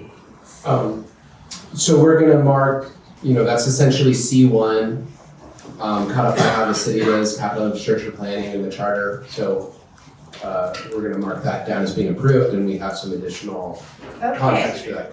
Now, let's get into the second deep dive into the second part of Commissioner Schlageter's motion and make your case there. Can I just give some additional context to this Sure. one? So, December 9th, we created a staff report on capital infrastructure plan. Yeah. And in that, we made, basically presented options for who would administer the capital infrastructure plan. So looking at a lead agency, an executive authority, and a financial authority.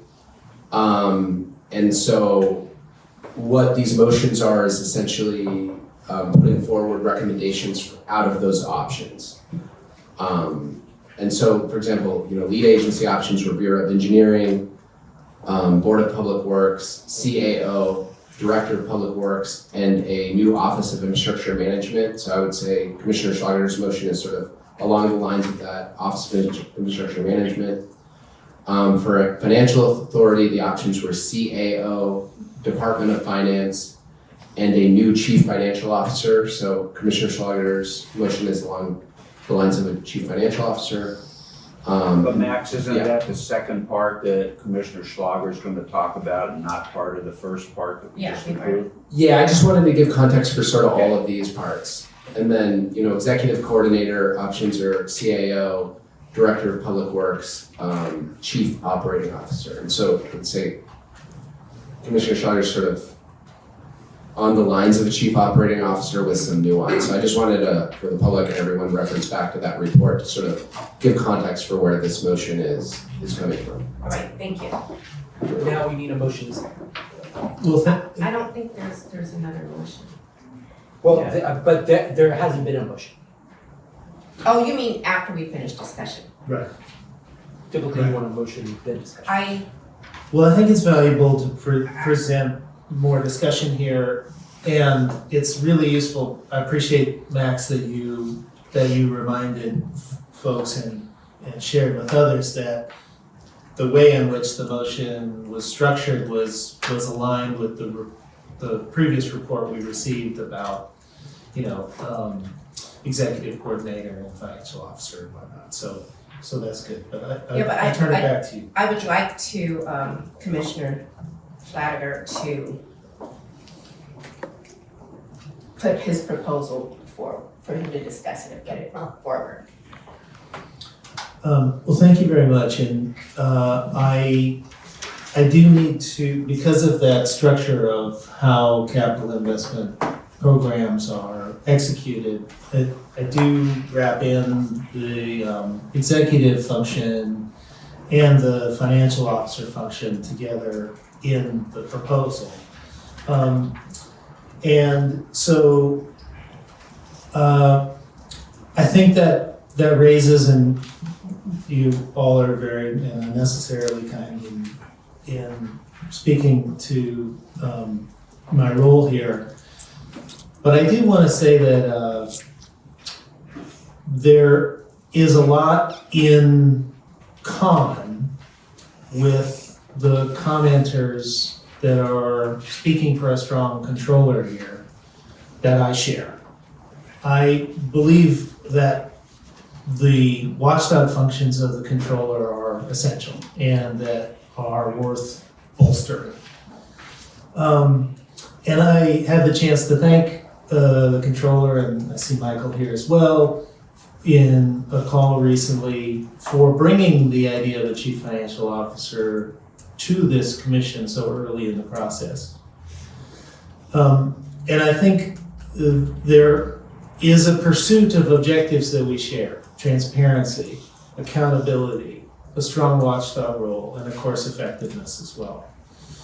The reason that I propose a financial officer that consolidates the different financial functions across the city is really for that pursuit of further transparency and accountability.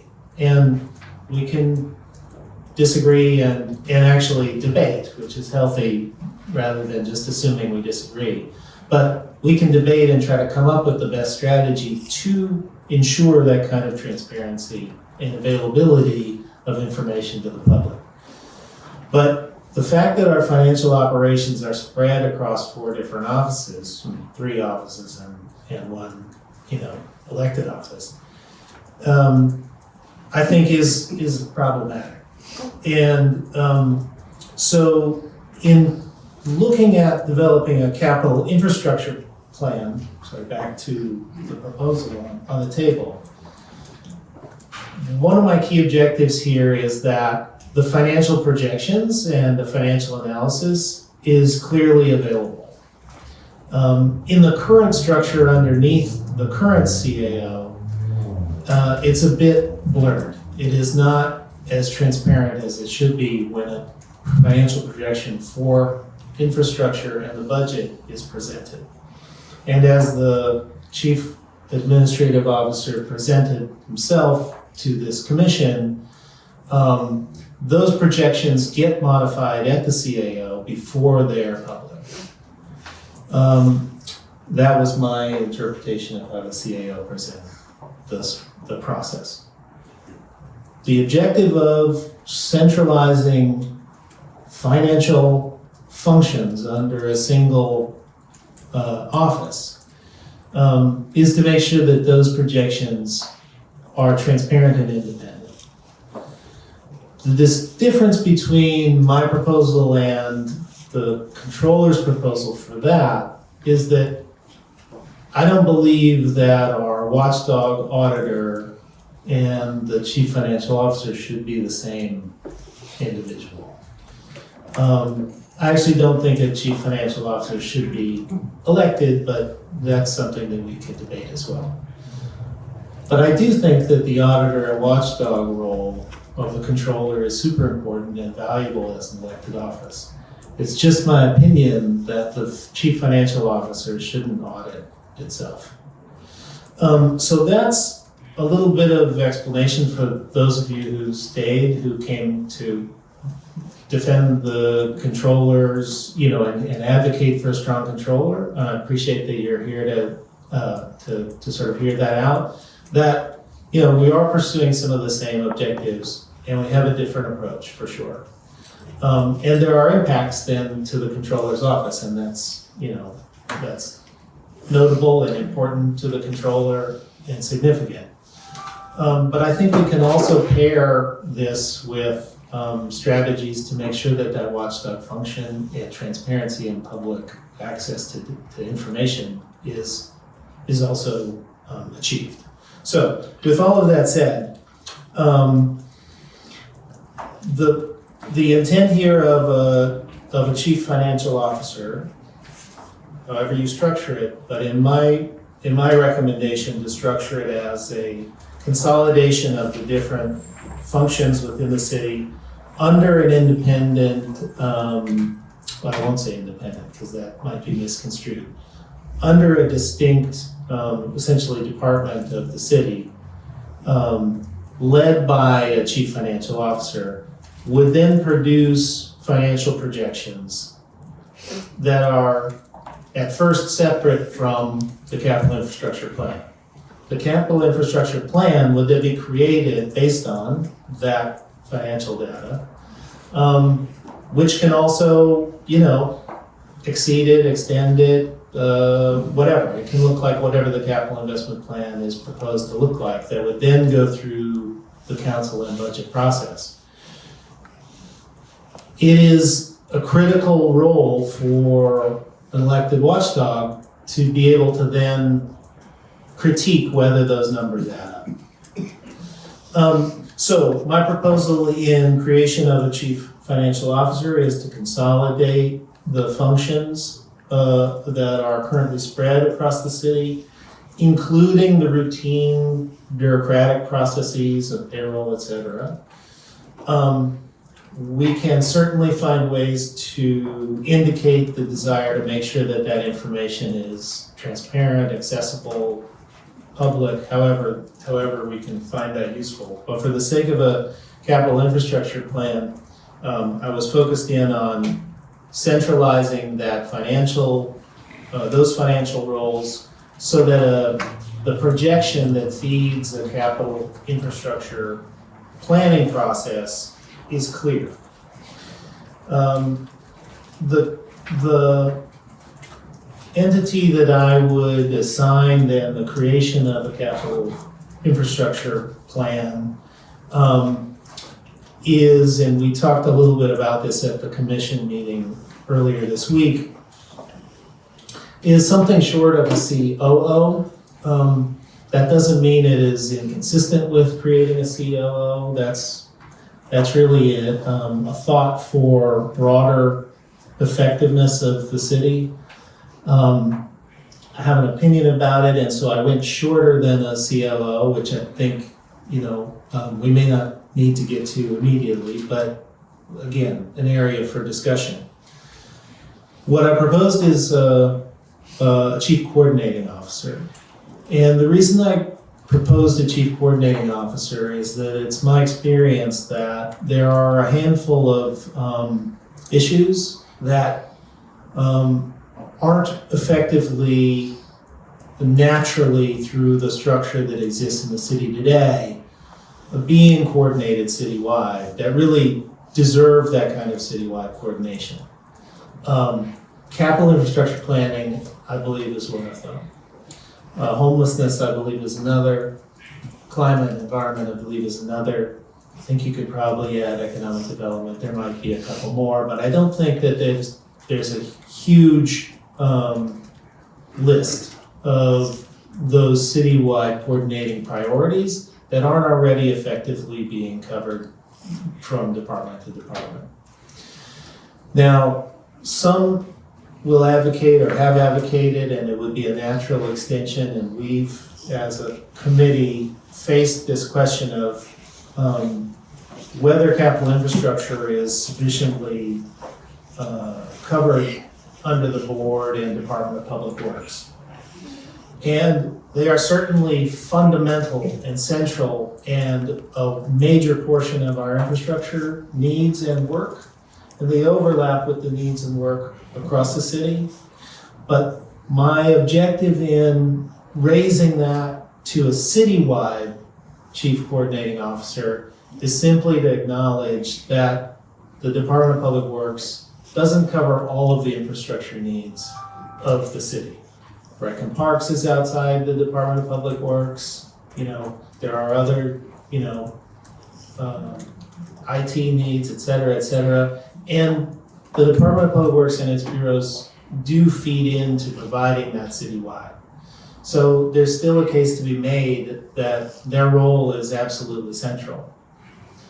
My objective was to say there's a need to go one more notch up, cover the city as a whole, and create the ability then to also be coordinating in an executive fashion, in an implementation fashion, on a couple of these other citywide coordinating needs. But staying focused to the capital infrastructure planning process, my proposal is a chief coordinating office would report directly to the mayor, would serve to help functionally as helping the chief executive role, but would be charged with bringing in all the necessary departments, with obviously the Department of Public Works central to the whole matter, in terms of coordinating and troubleshooting and prioritizing to create a plan for the various investment needs of the city. It would also be a place for a public advisory body and a public process that could be worked out in detail later in coordination with council and the mayor, et cetera. So I don't think we need to get into huge detail about what the public process is in the charter, simply to indicate that we do expect one. And I think that this body, in both the creation and execution, and then in the reporting out on its effectiveness, would provide then the ongoing input opportunities for a public process as well. And that still would allow for a strong watchdog, auditor, controller role to, do a performance audit on whether that's effective, to do, any audit on whether those numbers are adding up or threatening, viability of the city or the projects, et cetera. So I think that's the overall pitch I would give about the value of making sure that there's a centralized financial officer, that there's a body that does a citywide coordination toward infrastructure planning and delivery, and the ability then of the elected watchdog to critique those activities. I think maybe before identifying motion out of that, I'd want to leave it to you, Madam Chair, and the fellow commissioner to critique, ask questions, give your own opinion. This was a document invited by this committee at our last meeting, and I very much appreciate the opportunity to put this in writing in public for public discussion. And because of the Brown Act, we haven't had a chance to talk about whether you agree with any of this. So this is my opportunity to get your expert input as well. So thank you. Commissioner Stein. Okay. Let me start, and I may have scattered thoughts, and if I do, I apologize. I like the idea.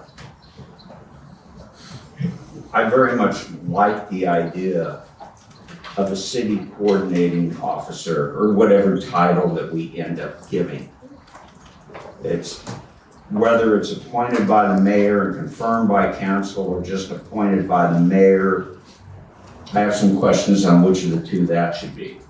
But my question is, before we get into the charter, couldn't we do it a different way instead of setting it up like this and just mandate that the mayor have one deputy mayor that is solely responsible for this coordination effort that Commissioner Schlager has put forth?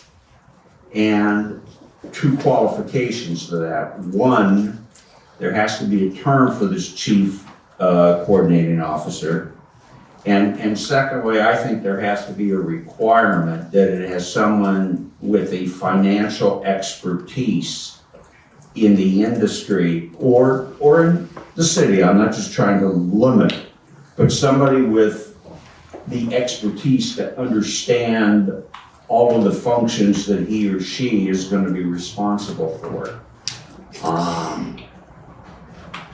I also agree with you, there should be a chief financial officer, and that chief financial officer should neither be the CAO nor it should be the controller. I disagree with you that other than that one particular issue, I would allow the controller to keep all of the authority that he has already. It's not this controller who I happen to think has been diligent in trying to root out problems within the city, but it's more like, what are we going to look like for the next controller and the controller after that, and so on. And I think assigning that person, who I think we're also going to say now has to have a financial background, I don't remember the exact wordage we used, will go a long way of strengthening the city controller's office, as well as putting in a more efficient way of controlling our finances. I don't know enough about what the Office of Finance does other than collect things from me all the time, or the duty of the city treasurer. So I'm not opposed to that. I just would like to hear from you a little more what the structure might be if you have this new CFO. Are those what I now call offices, are they going to be merged into the CFO's office and he's just gonna run them, but we're still gonna have the equivalency of somebody overlooking finances and somebody that's overlooking the city treasurer and the investments. But those are pretty much my comments. I think Max is chomping at the bit to say something. Sorry, No, some additional context. So the COO and CFO recommendations are actually from the Government Structure Committee. And, you know, we put those on the last report just to reflect options. It's kind of like a cross-committee suggestion, but I just wanted, you know, for your reference, we are getting ready to release a report that gives further detail on COO and CFO roles and analysis of how those currently function in the city of LA and also in other large American cities. And so that we're hoping to get that ready for the Saturday ad hoc. Could they also include Martin's, I think, worthy recommendation to CCO in that report? Yeah, we can work with Commissioner Schlageter to integrate that. Or this coordination officer, is that what you're referencing? Well, That's in this?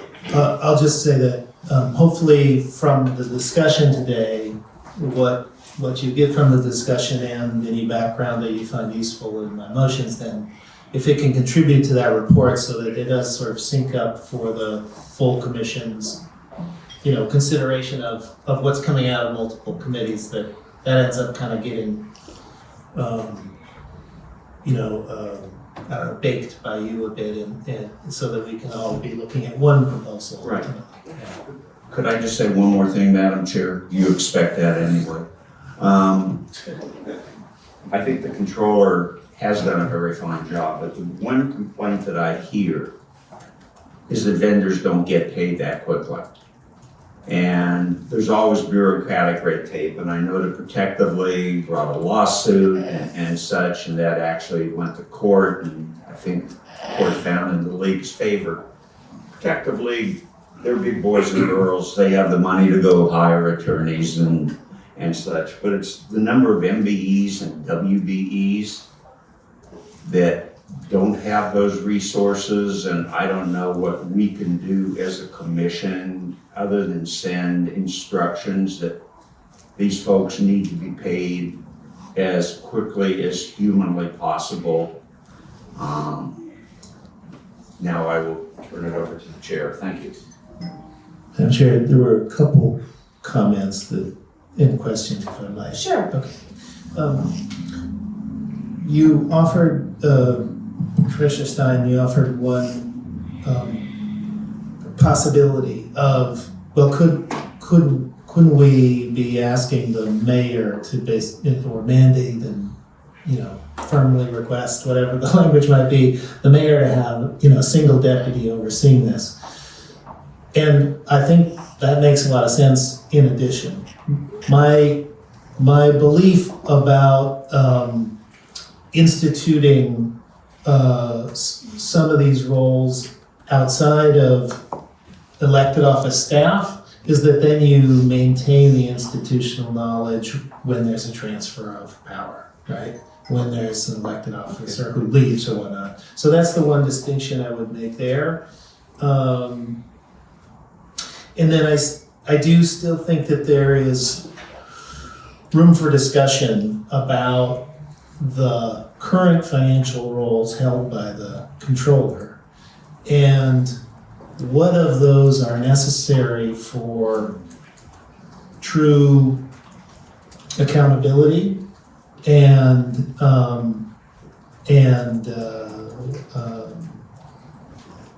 transparency versus what are essentially routine financial operations like paying a vendor.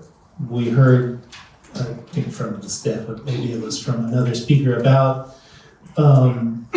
the value that having that capacity on staff brings to an audit. And I'm also aware that the controller is recommending additional staff for those audit functions through the budget. So I just think there are possibly multiple ways to achieve that necessary expertise. And I think it's a valuable public discussion about whether those accounting roles are really necessary under the controller's office for the controller to be effective as a public watchdog, or whether those are essentially routine, and whether that question of whether a payment follows all the various approvals and those boxes are checked are not effectively made routine as well. So I think that's a fair conversation to be having. But my proposal is I view those accounting procedures as generally routine, and you could institute that under a centralized department. And yes, I was viewing it as there would be a head CFO who ran, and merged essentially those other functions from other offices. Thank you. Thank you. So, as I reiterated before, I would want more input from the government structure committee before I make any final decisions, because they have been given presentations and they have information that we have not been presented on this committee. That being said, I understand we just approved the CIP and we're going to need somebody to run it. I think that is a very important issue. It sounds like a terrific idea, but what are the logistics? My position is that I do not want to alter the current makeup of the city controller. I believe it performs a watchdog function, which I think is very important in the city. So I am generally in favor of all the recommendations from the current controller. I do have some questions, and I'm going to have more questions at some of our next commission meetings about the audit function. I'm concerned that can be used as a weapon. That is a concern of mine. However, I do appreciate the watchdog function, especially since the several instances of corruption that have come up in the city in the past several years. I don't have a problem with, as of now, and again, I'm still not, I don't feel I'm well versed enough to make a final decision. I hate to be wishy-washy, but here we are. I don't have a problem with the city controller being the CFO at this point. Pivoting into who should run all this stuff, I'd like more discussion. I believe we're going to be discussing it during the next motion about the Board of Public Works. How do we empower a director of public works that works with the current board, and should that be the person who is the lead on the infrastructure? That's sort of what I'm leaning on, but again, we can have further discussion. So at this point, I am not in favor of Commissioner Slider's recommendations that he's laid out in this motion. And may I just add to that for public awareness that the multiple recommendations of the controller are not all in front of us today. So I think, of those 6 recommendations, I can think of 3 that I support very actively. We would probably each have a different number from between 3 to 6, right, on this committee. And so we will be, as a commission, we will be tackling each of those. But at this point, the key one is the recommendation about whether the controller would be CFO, though we're coming at that through the fact that a capital infrastructure program needs to have a CFO of some kind. So, thank you. Could I ask the executive director one question? No. That's not the first time you said no. I think you just asked it. That was your question. Go ahead, what's up? Can you?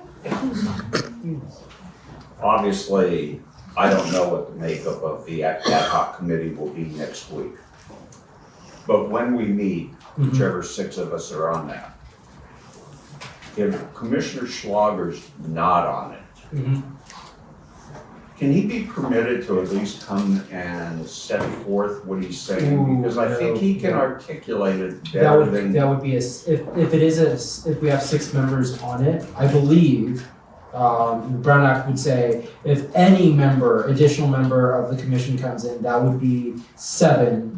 It would hit, now, he can transmit, like this could be discussed in the room, but he wouldn't be able to be there to be discussed because that would make 7, and 7 constitutes a Brown Act form meeting. That's not correct, but. Okay, the other question that I have is, please, 1, ask the city attorney whether we can do it.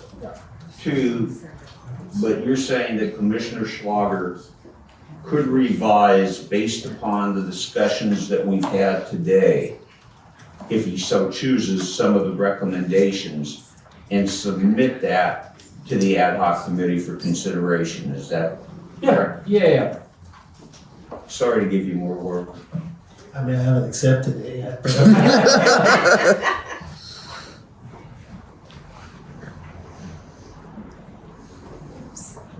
Any further comments, Commissioner Schlager, or are you? No, I just, this question about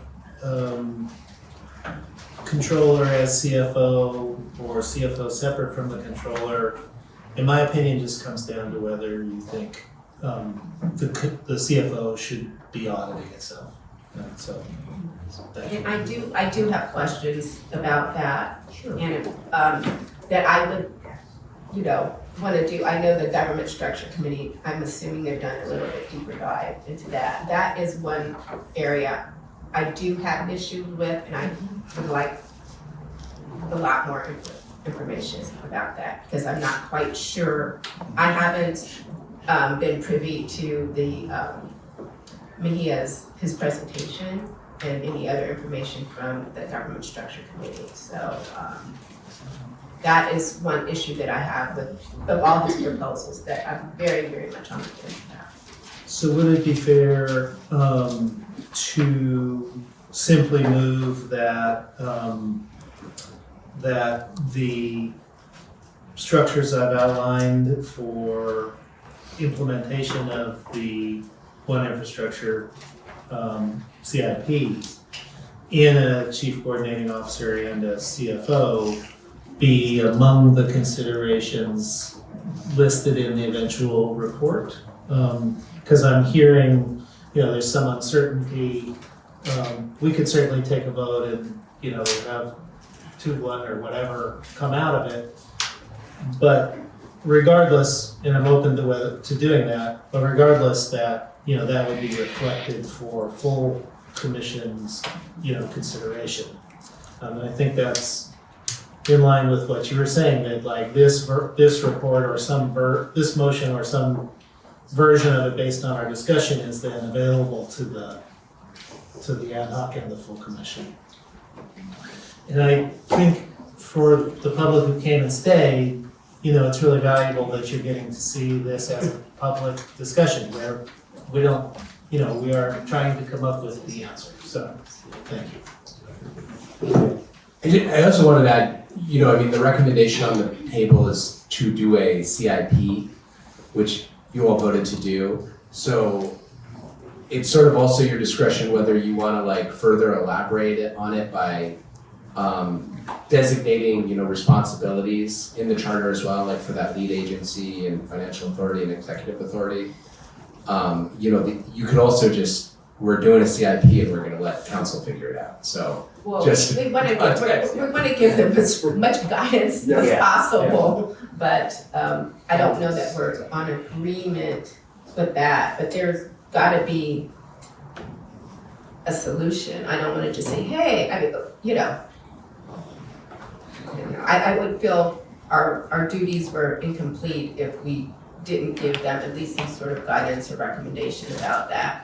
But I don't know that we're, this subcommittee right now is in agreement, even though there are some really great ideas on the table. So I'm a little bit at a loss.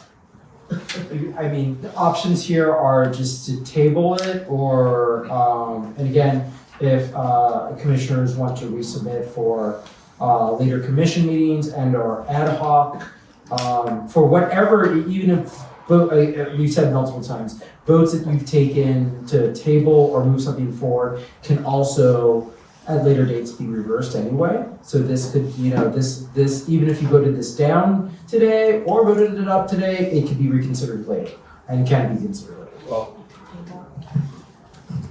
since time is not our friend, No. I would rather than table it, because I think on CIP, that probably gets 13 votes at the commission.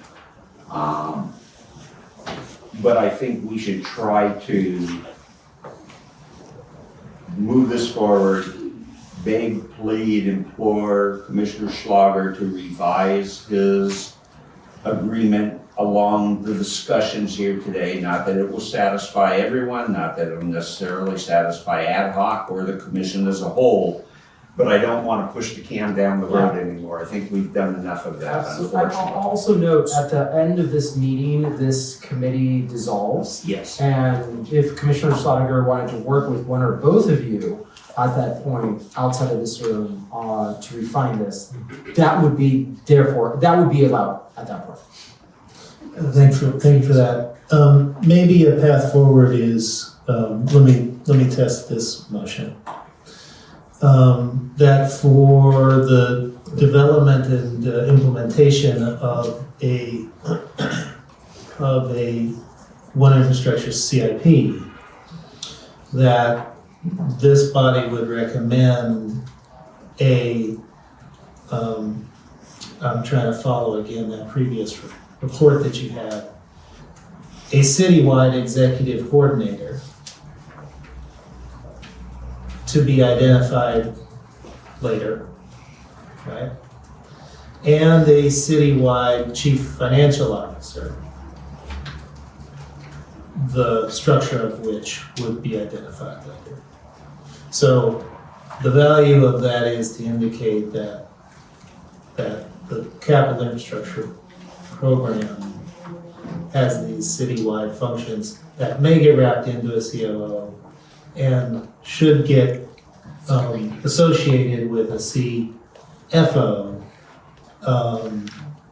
but the structure of that CFO is still to be determined. I think one thing I might add though is, and that a public advisory body be a component of that citywide executive coordinator. Yeah, I mean, the only nuance I would add to that is, so there's a CFO, right, a chief financial officer, but then for the SIP purposes, it's more of the financial authority. So it's a little bit, a little less than, like, we don't need a CFO for a SIP, but I think what we have to determine, like, what is the correct department within this, is there a department within the city that could be that financial authority in terms of like knowing all the numbers to be able to do that? Or would we need a charter change to make a financial authority? I think that was. I think the motion that I would put on the table is that we do need one. Separate from just saying one of the bodies that exists that has some financial role in the city will then be in charge of providing the projections for a CIP. It would be my motion that in order to properly do the CIP, we do need to create a CFO to be determined. So if that's helpful, let me restate it and see if this is a useful motion and if you want to second or change it.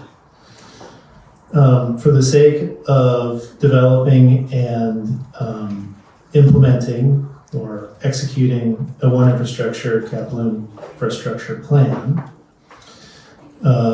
we recommend the creation of a citywide executive coordinator, the details of which are to be determined, and the creation of a citywide chief financial officer to serve as the financial authority again, back to your report. And the public advisory process into the capital infrastructure plan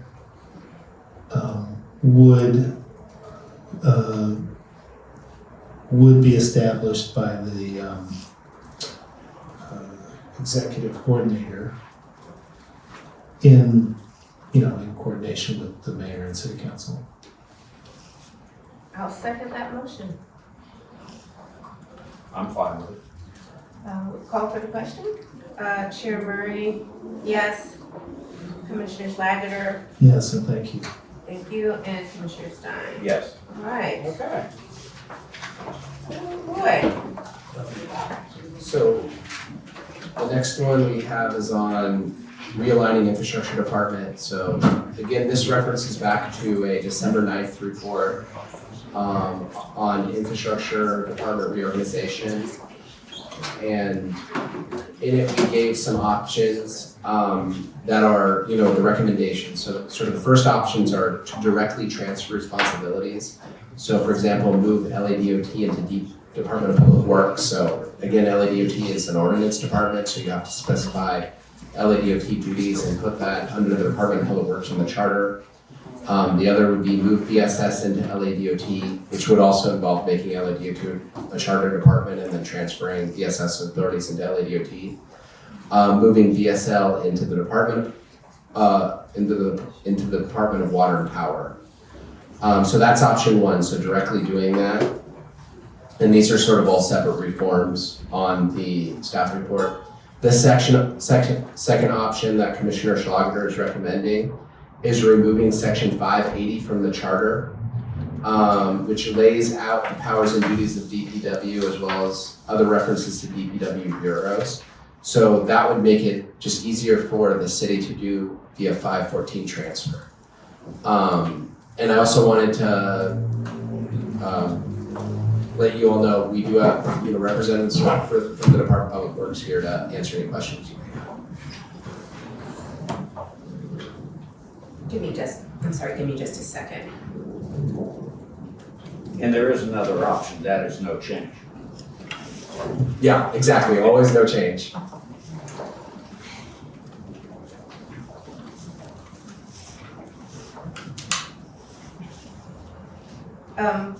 So let's see, how do we do this?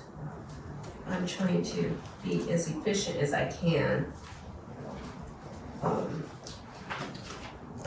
What I'd like to do again is I will hear from, on the second portion of Commissioner Schlageter's motion with regards to the Department of Public Works realignment. Again, I do want to acknowledge several folks from the Board of Public Works who've been here and they've been at several of our commission meetings, so welcome back. Thank you. Thank you, Madam Chair.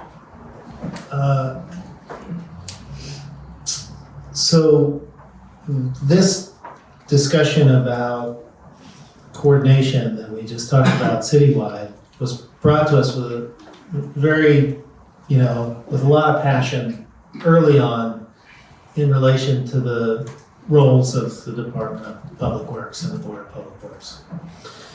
And this committee has already previously stated that we think there's an important role for the Board of Public Works.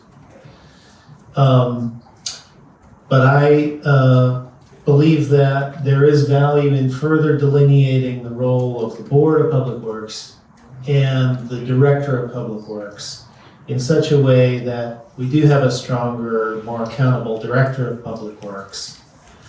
And one of the challenges to that is the way that the bureaus are cited in the charter. And so my desire to sort of clear that up is an intent to be able to have a more empowered Director of Public Works, while also delineating the role for the board to provide critical functions and a lot of the value that they currently provide as full-time commissioners in the intra and inter city and interdepartmental coordinating, in providing policy and prioritization recommendations and guidance, and in overseeing the approval of a wide variety of contracts, and doing so in a public and transparent process. So I think there's a lot of value there, but rather than no change, I do see value in further delineation and an empowerment of the director role.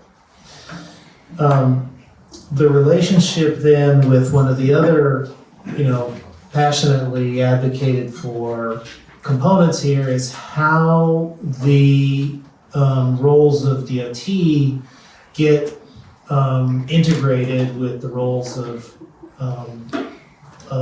bureaus that are currently in public works. And I've personally experienced this in the city for many years, and there are challenges and there are things that work well. And oftentimes that is, personality driven or just condition driven or typically politically driven by prioritization of topics. But I do think that there's the ability to further structure and then institute a more integrated system.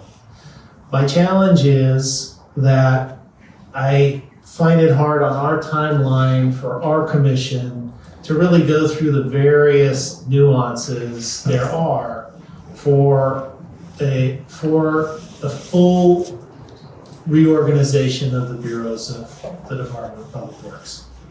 And so my proposal is to encourage that by citing some of the objectives such a reorganization might accomplish, but leave that to an action enabled outside of the charter through charter amendment that makes it easier for the council of the mayor to take that reorganization step.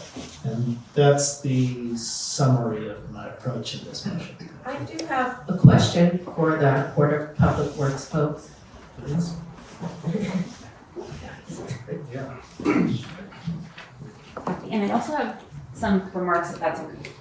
Sure. Happy to answer questions, or how would you like? Thank you. I'll ask a question and then you can incorporate, hopefully you can incorporate your marks into this. And for the record, you are? I'm Jenny Chavez, Vice President of the Board of Public Works, and I'm joined by my colleagues, President King, Commissioner Grant, and Commissioner Mitchell.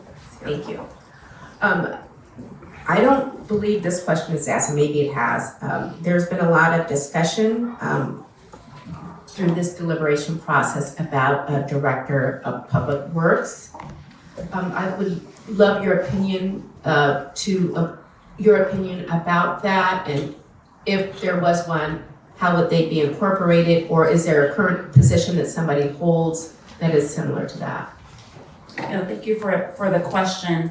I mean, we as a board feel that there is a role for a director position in the board. It still technically exists in the charter. As you know, the council unanimously decided to combine it with the executive officer position. So those functions, many of those functions are no longer in place now. However, council can also undo that ordinance very easily without any additional work from the Charter Commission. But I think the role for a director and kind of what we're needing here, if you really sort of back up of what are the problems that we're trying to solve, what are the things that we're here to improve upon. One is this decoupling of infrastructure, the lack of unified oversight under the board, and that's a recurring theme when you hear comments, not just from the public, folks that you hear with inside and outside the city. It's a common thing, and that's one of the issues that we believe a CIP would help. But the second thing is the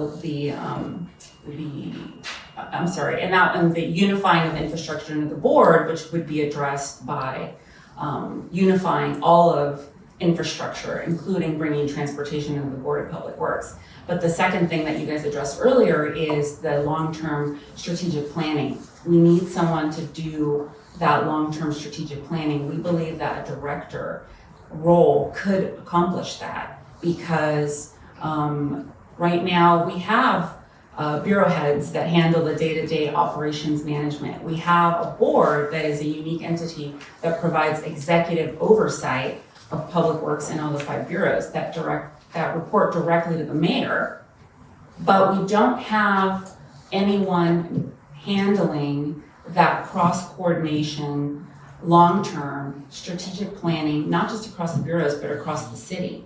You know, you have to remember that the bureaus in the Department of Public Works don't just handle public works. They handle all of the infrastructure at rec and parks, at DWP, at the libraries, at the police stations, at the fire stations, the utility work. All of that is done in coordination with the departments that lie outside of the Department of Public Works.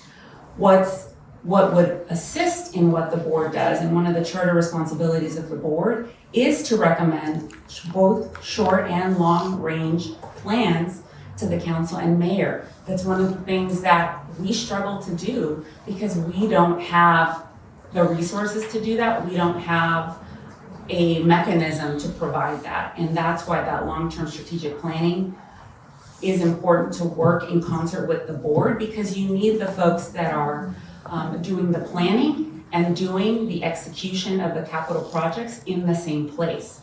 We're talking about the unification, breaking down the silos, bringing everything in under one umbrella is what's going to help break the logjam. It's going to help break the bottlenecks, not creating things outside. And so we feel that this director position could provide that strategic oversight, the strategic planning, the necessary focus that is needed to do that long-range strategic planning in coordination with not just the bureaus, but all the departments across the city. And it could work and not be the day-to-day operations manager, because we have enough managers. And it would be a critical piece to fill this gap that we currently have. And so we think that if designed correctly, that director could hold that planning and oversight responsibilities, and could work with general managers across the city to implement the CIP as approved by the board and the council. So you got to remember that, you know, we're not helping ourselves if we're duplicating operational roles here. We're not helping ourselves if we add another manager in the mix. We're trying to avoid more bureaucracy, more bottlenecks, and slowing down the decision making. We're trying to bring everything together. We're trying to break down the silos, and I think that position, that director could fill that critical need that honestly we just haven't had. Thank you very much. Does anyone have any questions?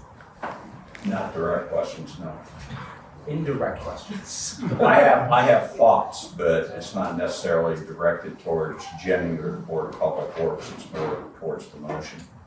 I did have some additional comments just on some other pieces, and just wanted to thank you all for all of the time that you guys have been dedicating, the staff, the commissioners, you know, your citizens that are charged with a big task, as we all know. But I think that the issue of infrastructure is genuinely important to the future of this city, and it hasn't really gotten the attention that it should have been receiving, because there's always another crisis that we need to deal with that needs priority. But so we appreciate your thoughtfulness, your willingness to hear from all the stakeholders, and just this common sense approach that you're taking to address the issues of how we fundamentally deliver infrastructure and services to residents in Los Angeles is really important. But I want to just step back and kind of think back remind us all kind of where we all started. Over 100 years ago, when the city was a mere 43 square miles, voters established the Board of Public Works, not to create bureaucracy, because what used to be council members would make up the Board of Public Works, but to ensure democratic oversight of infrastructure. The problems that structure was designed to solve, like ensuring accountability, preventing corruption, and providing public oversight of infrastructure spending, are more relevant today than ever. And that's why infrastructure, we believe, deserves stronger protection and not weaker. So I did want to bring to your attention that we respectfully believe that the proposal presented in the option 2 in the staff report, by removing Charter Section 580, that's the section that defines the department's powers and duties. That proposal would essentially demote infrastructure governance from the protections that it's given in the charter and relegate it to an ordinary ordinance. And we're concerned that it sends the wrong message about the city's commitment to furthering and elevating infrastructure in the city. Infrastructure, as you know, is the bedrock of a fully functioning city. The streets, the sidewalks, the sewers, the street lighting, every resident sees every single day. I'm reminded of Tom LaBonge, who's a good friend, whose 5-year anniversary of his passing was this week, and he always used to say that Angelinos only care about what's from their front door to the middle of the street, and they don't care about anything, who's in charge of it or who's doing it.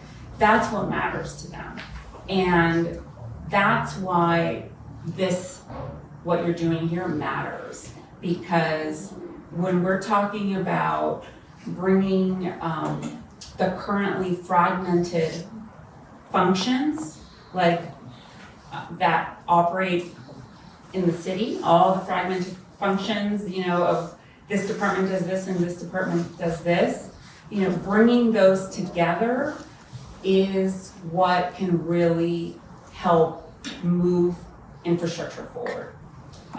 It's not a silver bullet, but it would certainly address, and I know I speak for the entire board, one of our goals is improving coordination amongst all of those infrastructure programs in the city. So we would respectfully suggest that the challenge isn't that the board, has too much oversight authority. It's that the critical infrastructure functions like transportation still remain outside of the board's jurisdiction entirely. And so I think that bringing things like the capital improvement planning under the department, under board oversight, and empowering this director to oversee the CIP is a very sound idea, and we would love to work in concert in elevating this issue, because we think that if we pursue it within the existing governance framework instead of outside, it would help increase public oversight of infrastructure. And I think that the board and the unique board structure that we have is actually uniquely positioned to oversee comprehensive capital planning. And I tell you why, because we already manage the bureaus that are responsible for streets, for sidewalks, for the sewers, for street lighting, and for sanitation. We meet 3 times a week, and we hear from the public. It ensures public process and transparency to the decisions that we're making. If we were given additional strategic planning resources, then we could join those with the input that we get from neighborhoods across the city about what infrastructure investments they want to see in their city.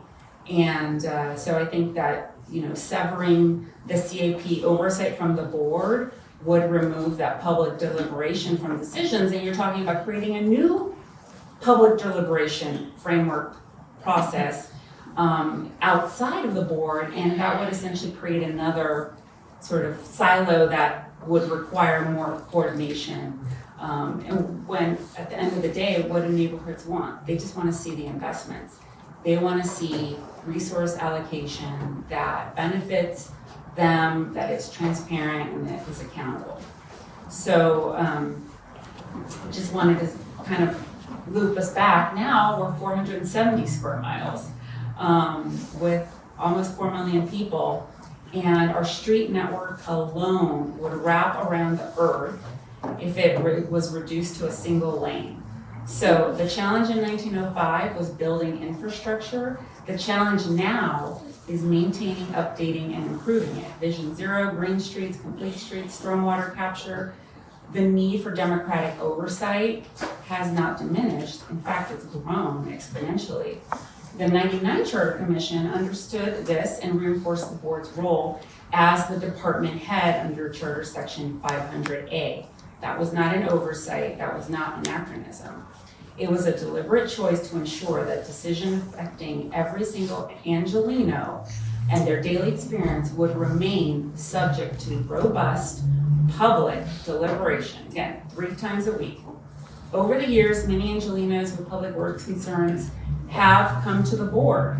And this board is the only one that has executive authority over the department. And we still believe that that direct democracy and that personal interaction still has value, even in the era of TikTok and social media. We believe that bureau heads must retain their status under Charter Section 507. This structure allows them to run the day-to-day operations. They can assign staff across the full range of public works activities. They can always be given more authority to better manage their bureaus, but at the very least, we must keep them where they are. Removing that authority would consolidate the operational, the personnel, the budget management under one director, which we believe would create inefficiencies and divert the director from what we want that position to focus on, which is strategic planning, citywide coordination. The current structure provides both operational flexibility at the bureau level and strategic vision at the department level. We shouldn't sacrifice one for the other. So in conclusion, commissioners, we're not here to defend the status quo. We recognize that coordination can and should be improved. We support strengthening this director position. We support comprehensive capital improvement planning. We support bringing fragmented functions under a unified oversight. So we urge you to pursue those goals by building on the board's model, not dismantling it. Let's strengthen it instead of weaken it. So we respectfully ask that you strengthen the oversight, expand the board's jurisdiction to include other functions like transportation, and maintain the director as a strategic coordinator working in partnership with the board, and house capital improvement planning within the department under board authority, and reinforce the charter protections for the infrastructure that every resident depends on. And the goal we all share is unified, accountable infrastructure governance. We are confident we can work on this together by bringing more functions into the board's current democratic model to make it more effective, not by dismantling the model itself. So we appreciate the leadership and happy to answer any other questions. Thank you very much for your presentation. I appreciate your input. Okay. Commissioner Stein, you look like you were itching to say something. Why should that be different than any other time?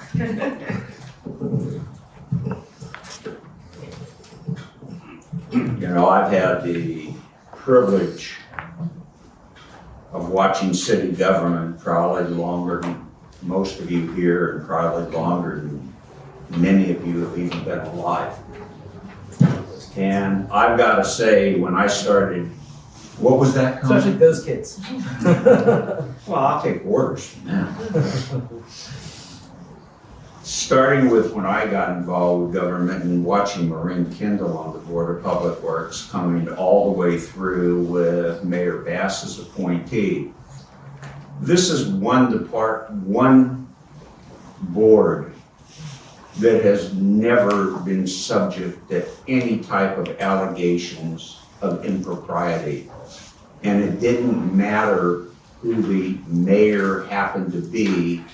his or her appointees upheld their responsibilities in the best way that they could. So there is nothing in my mind that would dissolve the board or remove section 580. The question of a director of public works, I personally don't think it's necessary, and my reasons are, I think Commissioner Schlager handled it extraordinarily well, even though we may disagree on public works realignment. But by putting together this city coordinator, I think that person can step in and then would be talking to the board. Wouldn't be talking to one person, but we would be talking to people who have different points of view and different philosophies.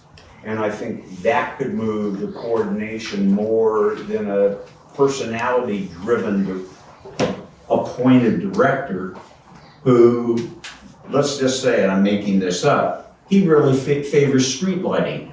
Doesn't give a darn about, sidewalks or streets or any of the other necessary items that the board deals with. And I feel much more comfortable having the coordinator than I do having a director of public works. That if anything, in my mind, the director of public works should report to the board and not the other way around of having the board reporting to the director of public works. In addition, council can change this by ordinance at any time they want due to our predecessors' actions back in 1999 and 2000. They allowed the appointment of the board of a director.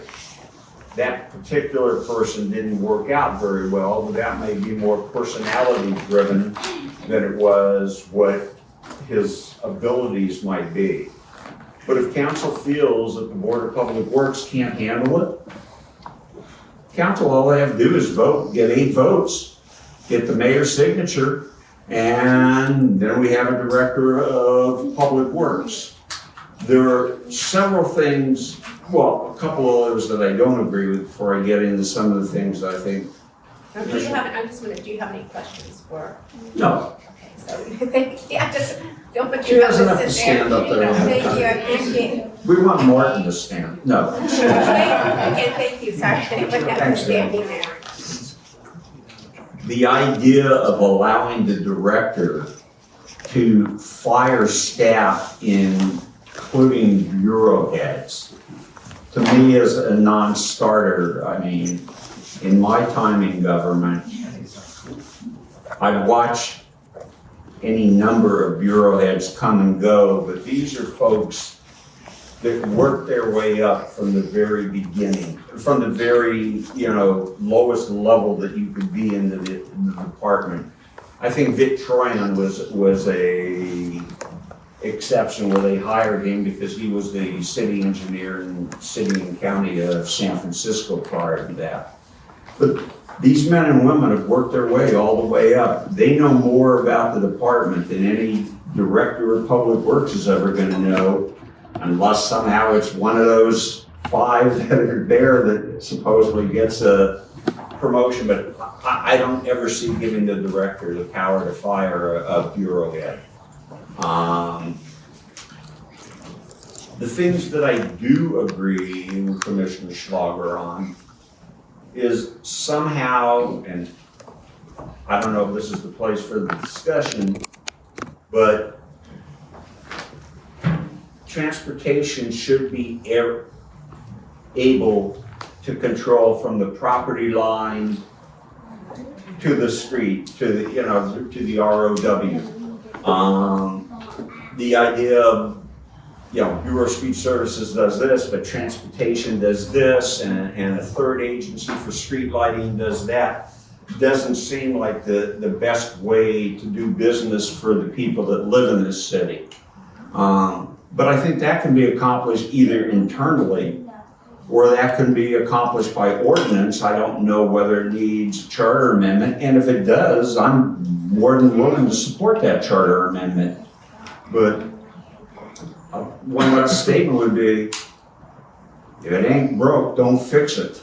And my opinion of the Bureau of Public Works, it isn't broke, and I don't see a reason why we have to reconstitute it in any way, shape, or form, with the few exceptions that I just spoke about. Thank you. My Certainly, thank you for going shorter than you normally do. Thank you for going shorter than you normally do. I again want to thank the Board of Public Works for coming out.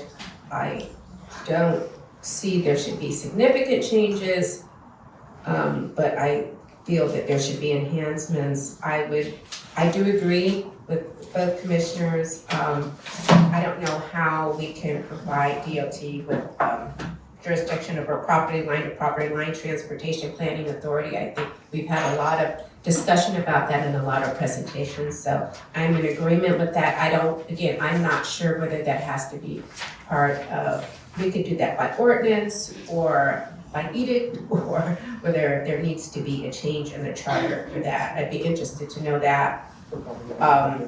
I do agree with the latest comments that there should be a director of public works, and that is because we do need short-term and long-term strategic plan and somebody to coordinate all of those efforts. So I would be in favor of that, and that may require, so we don't end up in the same position we were last time, where the city council sort of punted it, that it could be let's see, let me look at my notes. If the director of public works is one of the entities that can't be transferred, and that would require a amendment to the charter at 514B. I know that, I believe Commissioner Schlageter, that was one of his recommendations, and I believe Commissioner Stein said if it ain't broke, don't fix it. I believe that's a direct quote from you, and you were not inclined to empower a director of public works. So. Well, with the exception of, I was going to use Martin's CIP coordinator as that person didn't need to be a director of public works. Well, since let's split it out. I would propose that the director of public works, and I think I mentioned this before, could be the person in charge of the CIP. So that's sort of where we are. Commissioner Schlageter, with all of our input, do you have any proposals, changes, agree, disagree? Well, yes, I agree and disagree. Do I have any proposals? I'm hearing support for a strong and defined department.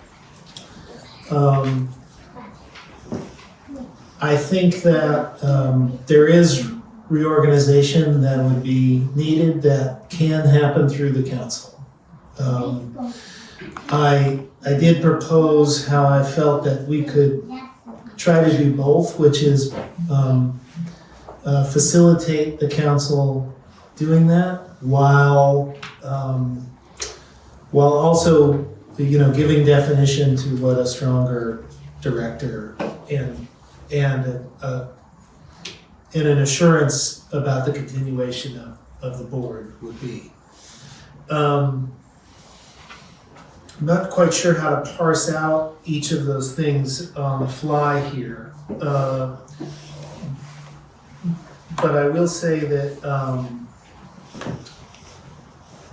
the potential for the director of public works as that executive coordinator of the CIP certainly is possible. My proposal isn't that, but if we gave it that, we would be better off than we are today. But I think we can go a step further in ensuring a citywide approach, notwithstanding the roles that the Bureau already provide, that do give it some citywide, I don't want to say powers, but associations, right? I do, though, have a challenge in this idea that there is a reorganization and maybe staff could advise. One of the reasons that I went, I'm trying to keep the numbers straight, that I was focused on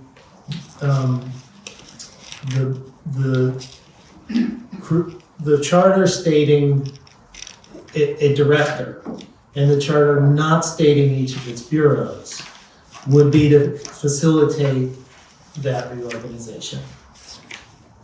I agree with you that the bureau heads come from a long line of value. But that is different than the ability of, than a direct line of accountability that says your performance is satisfactory, you're continuing, your performance has been unsatisfactory, I'm replacing you. You know what I mean? And I think that that direct line of authority is needed. Right now, that is under the mayor. The mayor has the ability to do that because we've named those bureau heads in the charter. But it is all bundled under Public Works, so it was my effort here to say, well, the accountability is going to be directly with a director of Public Works, and the execution of that is through the management of what essentially is sort of assistant general managers rather than general managers now, I mean, functionally, but they're still running a bureau. They still, could still be the same structure you've seen, or the same value of expertise you've seen in running those bureaus, but the line of authority is, sort of unified under a single director there. So I don't know that we're super far off on that, but my vehicle was to give the council even greater leeway in that reorganization by removing that. How we then empower the director, if we keep all of them the same way they are now, maybe isn't quite as clear to me. So I'll say that. Those are my reactions to the discussion, less so than a proposal of how to move forward. But we're working that out. You don't necessarily, if you don't want to, hammer that out right now, it can be hammered out, maybe this week would be great, sooner rather than later. But up to, if you want to make a motion, and if there's a second, then there's two votes for it, it passes and moves on. If there isn't a second, or there isn't two votes for it, it doesn't pass, it doesn't move on. Your options. Those are your options. I think one area that we've agreed is that we would encourage the council, and I guess we have to say the council, that we would encourage the council to provide reorganization such that LADOT has property line to property line transportation planning authority. I think we could distinctly all agree on that. The question is, and so we can make a motion on that effect, but the question then becomes, is that a set of other reorganizations that we're recommending or not? So we could parse out that one item where I think we have universal agreement. I've cited other examples where a broader reorganization in the bureaus may also serve, an identified need. And I don't know that we need to be taking each of those separately. So that's where it comes down to the question of, do you think the reorganization that we all agree upon should be part of a larger reorganization. And then, you may say no. But if you do, then how do we get there? And are we recommending that? Maybe, can we just discuss that briefly? I don't so know can if hear you're your looking at thoughts? me or. I am a bit, Look at because, the wall. no, I am a bit looking at you because you had this, approach of, hey, why would you change the bureau directors? Why would you change the organization of its work? Well, one, I happen, oh, sorry. I happen to believe that the mayor, whichever mayor that might be, takes his or her time in deciding who should be the head of the bureaus, and that the only person that should be able to fire any of the heads of the bureau should be the mayor.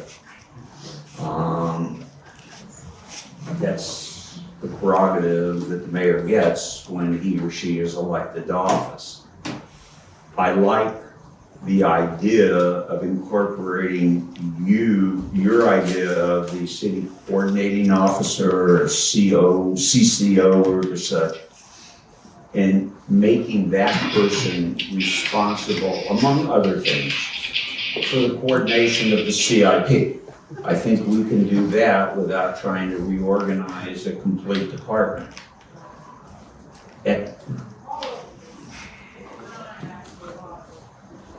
I'm trying to think directly what your question was, Martin, and if I've answered it with that, because. Well, I am distinguishing between purposes of reorganization of the department from what's needed for a CIP. So I don't think you need to reorganize the department in order to pursue our CIP goals. I think we can do that separately. I think it's still up for discussion about whether the Director of Public Works could serve that citywide coordinating role or simply be a key player in that coordination. Right. So the question on the table is, do you think that if we were to recommend the reorganization related to DOT's planning authority and the bureaus of the department, do you think we need to create a greater facility for a larger reorganization? That's ultimately, I think, the question. I'll answer in two ways. One, I think that if what I'm proposing doesn't work, I think the mayor and council on their own, with the help of the Board of Public Works, can find a way to do that reorganization without having to do a charter amendment. The second is, my biggest complaint about our streets, our curbs and such, is such, they never seem to get fixed. But the answer to that isn't the fault of the board or of the bureau chiefs. It's a simple thing called money. And if we don't find a way to substantially increase funding of our infrastructure, we can reorganize this board 16 different ways and reorganize who sits as the bureau chief. I think that's one of the larger things that we have to consider as part of charter review. I'm for, as Bob Blumenfeld and even the mayor would say, for ballot box budgeting by saying X percentage should go to infrastructure each year after we define what infrastructure is. But I don't think we should be confused that the department doesn't function well, other than, I agree with you, that the DOT having its rights to the street. The department doesn't have the money to function well. I mean, I don't think they like getting everybody's complaint, why hasn't this pothole been fixed on the corner of A and B Street, multiplied 15 times, and I can't imagine how many phone calls they get on each pothole. So that's, I don't want to throw the baby out with the bathwater. I think your interest here is right, that in order for us to properly fund infrastructure, there needs to be public understanding and support that that money is going to be expended well. I think the creation of a CIP to give that long-term view is fundamental to that objective. And the reorganization of Department of Public Works is less fundamental to that objective. I agree with that. But I think this, the intent of CIP is also to be able to properly and transparently be able to present what the objectives are, what they're going to cost, and whether we have the money for it or not.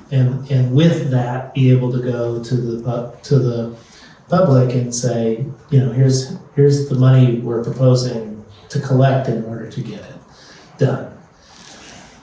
I do think, though, that there are questions still in the public and through this process that we've heard about performance and whether the performance of the collective, public works agencies are as efficient as possible and are as integrated as possible. And, a controller can take a go at that and have some, review of it. But I do think that, there are opportunities to make that more efficient through reorganization. With that, I think, I'd like to ask staff to reference back to the previous staff report here, which I was drawing upon, regarding the council's ability to do these reorganizations and the distinction between their authority and the facilitation of their authority, as I had outlined here. So Commissioner Stein said, well, the mayor, and council already have ability to do some of this reorganization. So in 514, what is that reorganization? And I have proposed to make that a little easier, maybe for the sake of understanding what's necessary, charter change. Can you help us go over again what the council's authority on reorganizing what's in the charter? So 514 is a section that, allows the council or mayor to transfer powers and authority, and there's different tiers. So there's Charter Department 514A.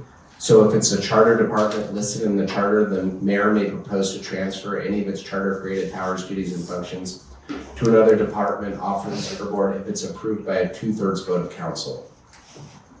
So a supermajority.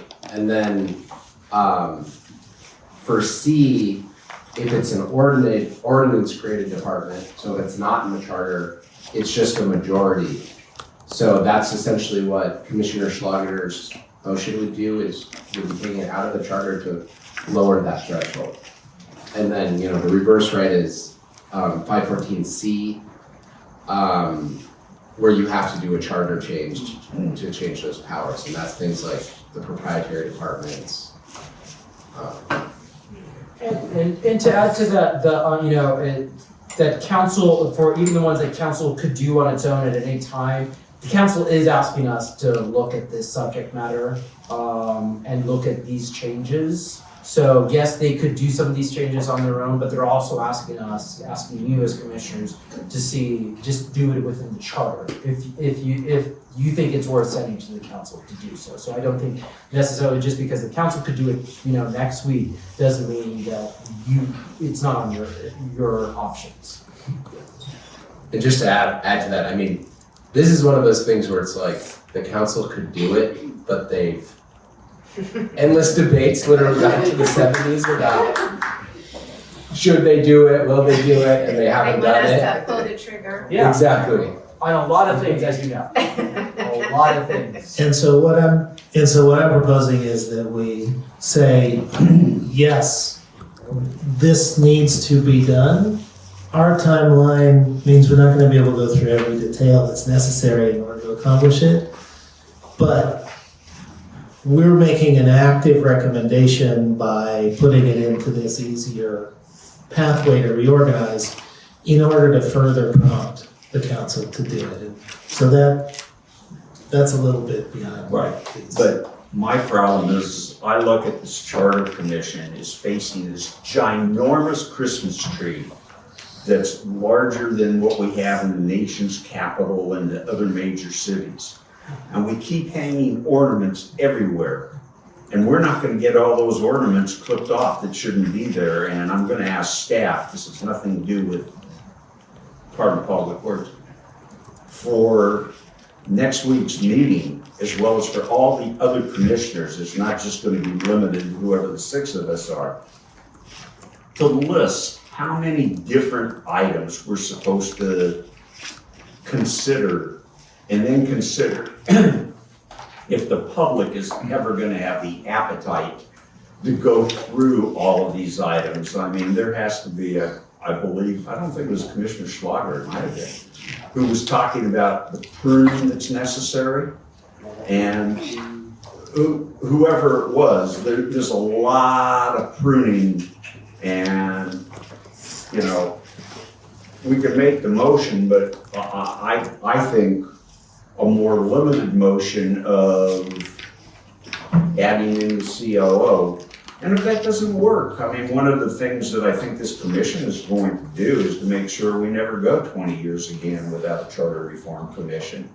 I think it's probably gonna be 5 years, maybe it'll be 10 years at the most. So the arguments of, well, if you don't do it, it'll be 2046 by the time we take it up again, I don't think that's a given. So if we could limit this, Commissioner Schlageter, as to exactly what we want to do, I'd love to have that done, have staff's input in it, but staff is overworked. I mean, there's only so many staff members that the executive director has at this time. We just need to find a way to take the prune. So to that, I would encourage the 3 of you at this time, to find a motion, and see where it goes. Can we, with regards to the Board of Public Works issue,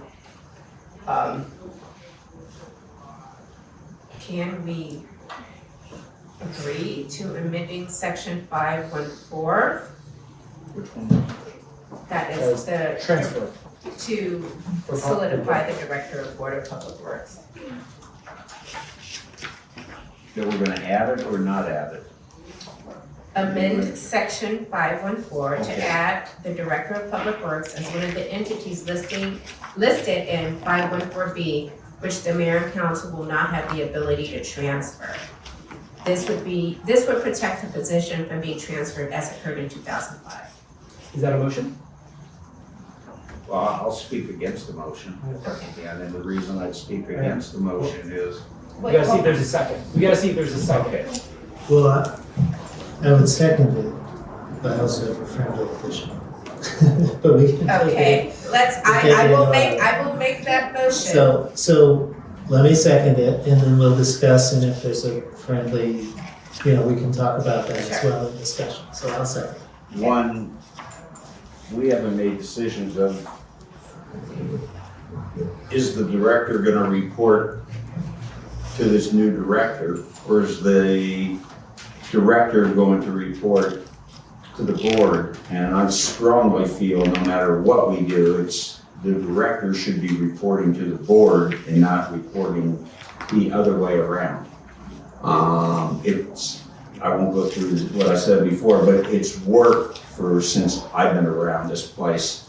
And I don't see any reason to change that. And I also believe that we can not have to amend the section 5.7 by simply adopting Commissioner Schlager's concept of a CCO. And, you know, there's no way that the department heads are gonna report to this guy. They're all strong-willed individuals. And I mean, then we're gonna get into personalities, and I don't really think that's what we're trying to do. I mean, you have to respect the 5 bureau heads that we have, and not start, and that's, I'm stuttering, but to me, making things worse than what we have them today. Just to clarify, when Director of Public Works, you the person, the long-term planner, and deal with the CIP and short-term goals and a long-range strategic plan, and not just as another bureaucrat. Why don't we just? Okay, it did. So let me ask this. It's my belief that if you create a Director of Public Works, it should direct the Department of Public Works. So what I've heard from you, Commissioner Stein, is that you feel that the board should maintain that role. I do think, though, you know, we can define those roles. I did attempt to define those roles such that the board's role, while not as final oversight of the director, is emphasizing, you know, specific activities that are helpful. But I recognize that you and I see that differently. I think toward Commissioner Murray's objective, just give me a second. You know, you would want an empowered director if they're really going to step up to a role as important as executing a CIP. And that it wouldn't just be a figurehead, because that's kind of, no slights on any individual, but that's kind of what we have now, and that we have a public works, you know, officer who's just facilitating, you know, the board and the activities of the bureaus, as opposed to a director who's, you know, sort of in the driver's seat, right? So I guess the question, just, I'm kind of putting this back to you, Commissioner Murray, about, you know, where you see that level of responsibility of a director in order to achieve the function that you are setting forth. I'm seeing that and envisioning that person as the person who executes the CIP. Yeah. And not a bureaucrat and somebody who's the boss of, you know, like, you know, you want time off, 2 days time off? No. I don't like the way you put the days out, you're fired. I don't think it's, I'm not envisioning that as the boss of the board, or, but as a person with a long-term vision. And I believe that our vice president discussed that the current commissioners are asking for that additional person to have a long-term vision, and for a long-term vision of the infrastructure of Los Angeles, not as another bureaucrat who somebody has to approve their time off slip to. Could I ask Commissioner Chavez? Sure, I just want to give a little more detail on how it's laid out in the charter. The director would be appointed via section 508, which is an appointment by the mayor, confirmation by the council, which is exactly how the board, the Board of Works board is appointed. Each of those members are appointed in the same way, and so they would be, no one would report to, you know, the executive director, the director of public works would not be reporting to the board and vice versa. They would be separately appointed. Well, so that's kind of where some of these other changes come in that Commissioner Schlageter. So if we like put in 514B as being protected, and we just keep the same charter language, then, you know, the board, Department of Public Works would be a it would be a department under the management of a board, not a general manager. So the board would still be in charge. So basically, like, some of the things Commissioner Schlageter is recommending would further empower the Director of Public Works. But if you just added it to 514B, you'd reestablish that position, and it would still, like, the powers of the Board of Public Works would remain intact. But you could also, since it's already in the charter, if you wanted them to be in charge of capital infrastructure plan, that would be a section that we would add to that Director of Public Works section. So you have a menu. May I ask Commissioner Chavez a question, please? In the Department of Public Works today, is there such a position that someone holds for long-term strategic planning and implementation of CIPs? I would say that function was partially accomplished through the Bureau of Engineering when they were issuing their annual CIP, but that goes back a number of years. I would say most recently, that was the lack of that is why the mayor issued Executive Directive 9 to reestablish the Capital Planning Steering Committee and come up with a framework to set up a CIP. In your opinion, if we mandated that the Department of Public Works had to have one person as the head of, not the only person, of long-term planning and the CIP most importantly, do you think that would make it easier or make it harder? I think it would be an important resource that would benefit the board, but also citywide across. So I think it would be helpful, yes.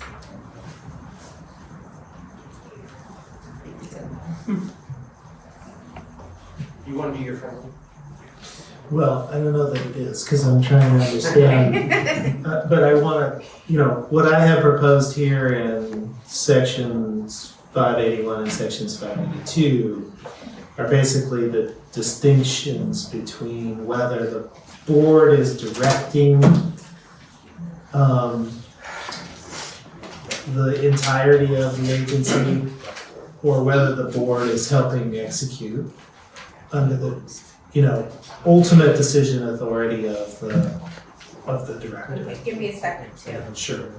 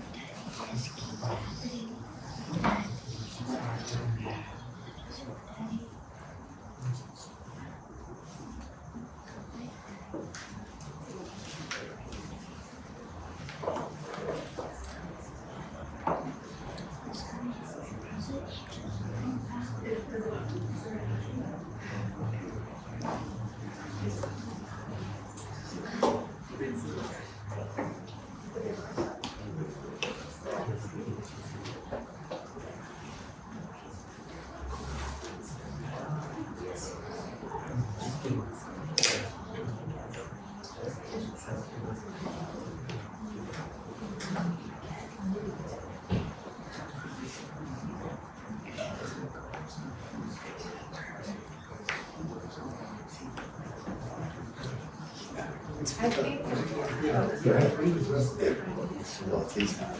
I'm really trying to draw this home, but I'm trying to. My proposal is that we would take 514, 581, and 582 as a package of defining the Director of Public Works as the Director of Public Works. But that's different from what Commissioner Stein has said about the board, remaining, in full, Again, I want to just reemphasize that my vision for the director is not a bureaucrat who's going to lord over the commissioners. And I believe our vice president here has clarified that a director who has short-term and long-term vision about the infrastructure would be an asset. So the director of public works is not the boss. So that's what I envision, that a director of public works would be in charge of the capital infrastructure. I'm trying to use legal language, being the lawyer that I am, execute the capital infrastructure plan. And looking at Commissioner Schlageter's revision of 514, which I'm in favor of, and tweaking 581 and 582, I would be in favor of. Yes, Matt. So, yeah, I mean, 582 kind of goes over those duties of the board of the director of public works. So 582F is make recommendations to the board about short and long range public works plans and programs. So that's kind of in there now, as conceived back in 1999. You could sort of add a line there about capital infrastructure planning, I would imagine, or just leave it. Yeah. Again, we don't have. You don't feel ready, that's your fault. Because. So, I actually don't, I want to say, yeah, let's just take it. I don't think the way I've envisioned 582 is the way you're speaking about it. Okay. So what I would say is, let's stick with your original motion on 514. I'll maintain a second on that. Okay. And then after we do that, I'll propose one other motion. Okay. That sounds like a terrific idea. So we got a first and a second. First and a second on amending section 514 to add the Director of Public Works as one of the entities listed in 514B, with the mayor and council will not have the ability to transfer. This will protect the position from being transferred as occurred in 2005. And then that is the four corners of that motion.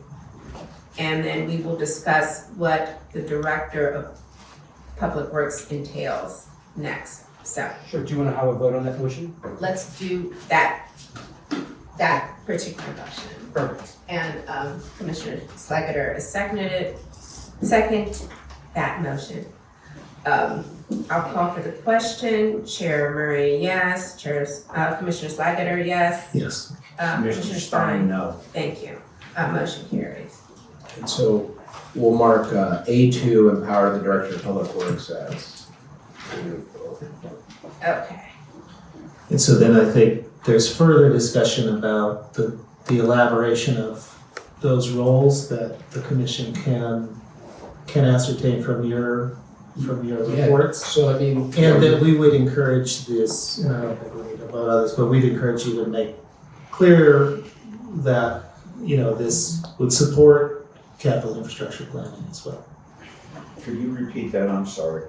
Just that role would help support capital infrastructure planning.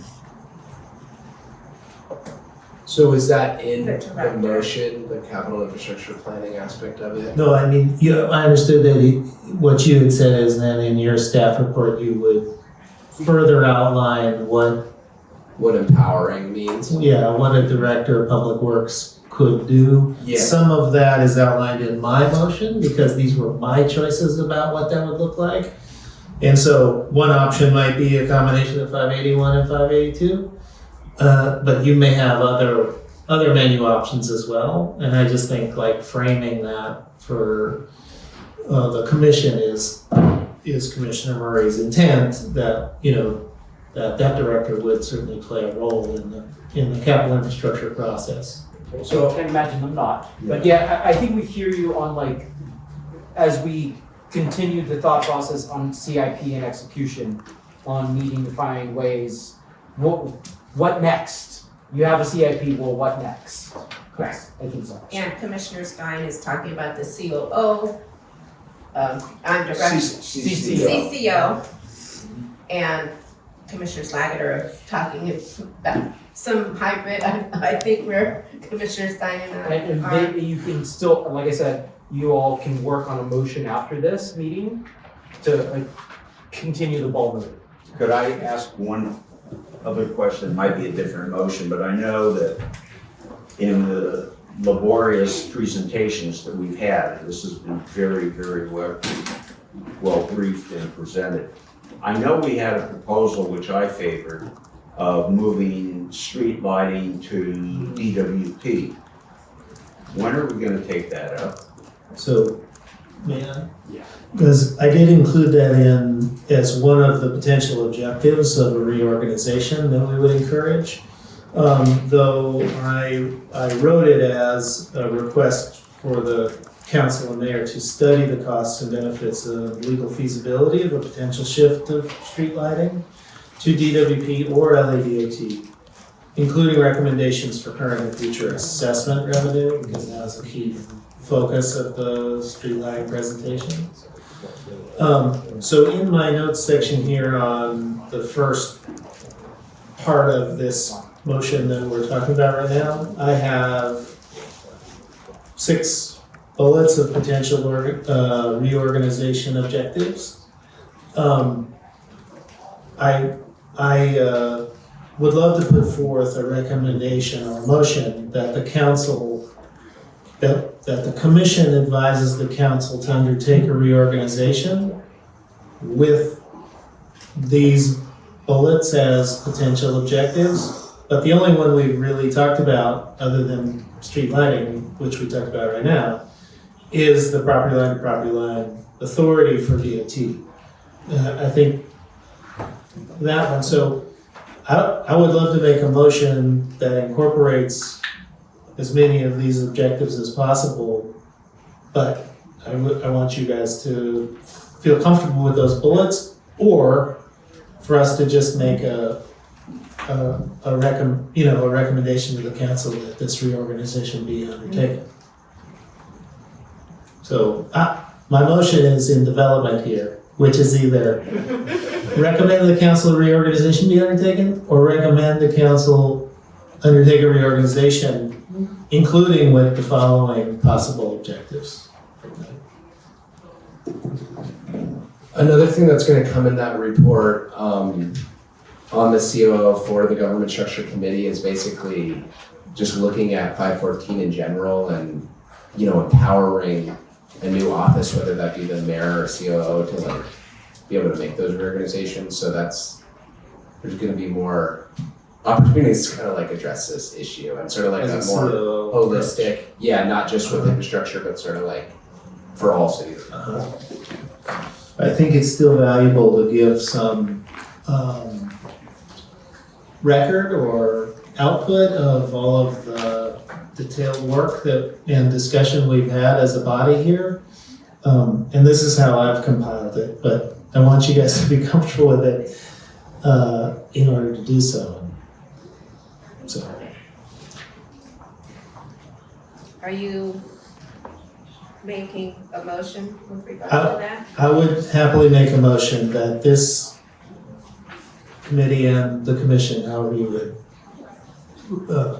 word that in the end, request the council and mayor to undertake reorganization of Department of Public Works and others in the city as necessary to accomplish the objectives outlined here, including LADOT property. Can you just put it on the record? Yeah, and on the record. Oh, you want me to read all of it? But before you do that, this isn't a charter amendment. This is not a charter amendment. This is instructing council to do something. As to why we didn't do it. Because we are saying this commission isn't able to make a final set of changes to reorganize these bureaus on our clock. But as indicated, that's something that was put on our lap, and we're suggesting that rests under the authority of the council and the mayor, right? And the reasons that we would want to request this is, and then I'll read my bullets for the record.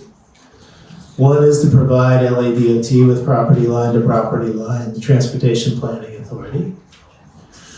2 would be to centralize and simplify access to development services. Now, I explain that as currently across public works departments, applicants for development often have to contact each agency individually. And instead, we would rather have that centralized such that those authorizations and approvals don't conflict with one another. The other is to elevate citywide applicability of environmental responsibilities that are currently overseen by LA SAN and identify options for coordinating citywide priorities for climate and environmental improvement. This speaks to the dispersal of environment as a sanitation responsibility, a Office of Forest Management responsibility, and an Office of Climate Emergency Mobilization responsibility. The other is to consolidate under Bureau of Street Services certain additional unarmed response and enforcement functions for public health and safety, nuisance abatement, traffic control, and parking. That would be to raise this question of when you integrate DOT and BSS functions to give planning authority to DOT, but parking enforcement authority to the enforcement agencies of BSS. 5th, to consolidate under the Bureau of Contract Administration the contract approval reviews of the different bureaus and streamline and expedite the preparation of contracts for Board of Public Work review. Again, the board still should be overseeing the review of contracts, but the preparation of that comes through each of the bureaus often, and you could have a stronger Bureau of Contract Administration role. And finally, to study, as this is what I read to you earlier, to study the costs and benefits and legal feasibility of a potential shift of the Bureau of Street Lighting to DWP or LADOT, including recommendations for current and future assessment revenue. Those were the 6 objectives that I came up with, for which I would move that we request Council and the Mayor to undertake a reorganization. I'll second. Call for the question. Chair Murray, yes. Commissioner Schlageter? Yes. Commissioner Stein? No. Motion carries.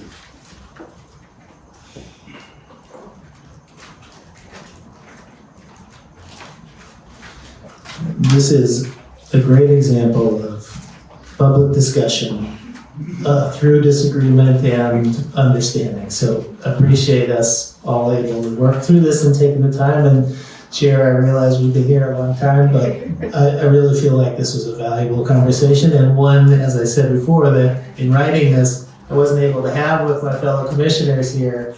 And so this is like the moment to have it. I appreciate it. Thank you. I appreciate your work. So moving on to your last, the last portion of the Marty motion. Request for reports and deliberation on funding revenues for infrastructure. So I will reiterate again the excellent work that Commissioner Schlageter has done. But you bring up many salient points about RAP, which is very important, and infrastructure funding. But I don't know if the commission or us has the time to do a deep dive into this. Again, we do have a budget subcommittee that I hope is grappling with these issues. And again, these are, a lot of the stuff is really important. The parks, really important. Funding is really important. And one of our speakers, I don't know if she's still here. Oh, she is still here. Hi. Brought up about the public banking, and Rob brought up the public banking, and former President Wesson brought this idea up and did not get a lot of traction, and it's also been brought up before. But it is an important issue. Thank you for bringing up the discussion.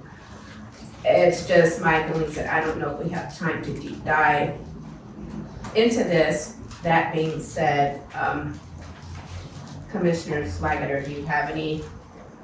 I'd like your presentation on this. Yeah, your well, thoughts on it. thank you very much. We have heard as a commission and as a committee multiple appeals for us to support and protect and expand budgets available to worthy causes. Individually, we may all be like, yeah, of course I want extra money to go to DOT, of course I want extra money to go to Redmond Parks, et cetera, et cetera. Of course I want to fulfill all of the budget requests of the controller to have a strong watchdog team. The challenge for us as a commission and a committee is I don't think we really have a comprehensive view of the budget or the implications of any of those individual questions or proposals that have been put forward to us.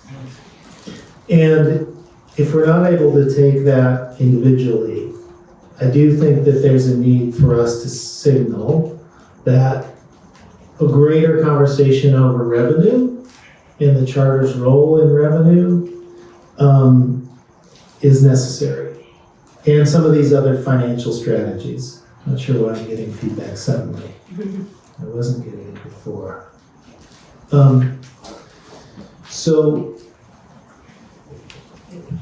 What I've attempted to do here is to outline some different, that does seem to have helped a bit, maybe not entirely now.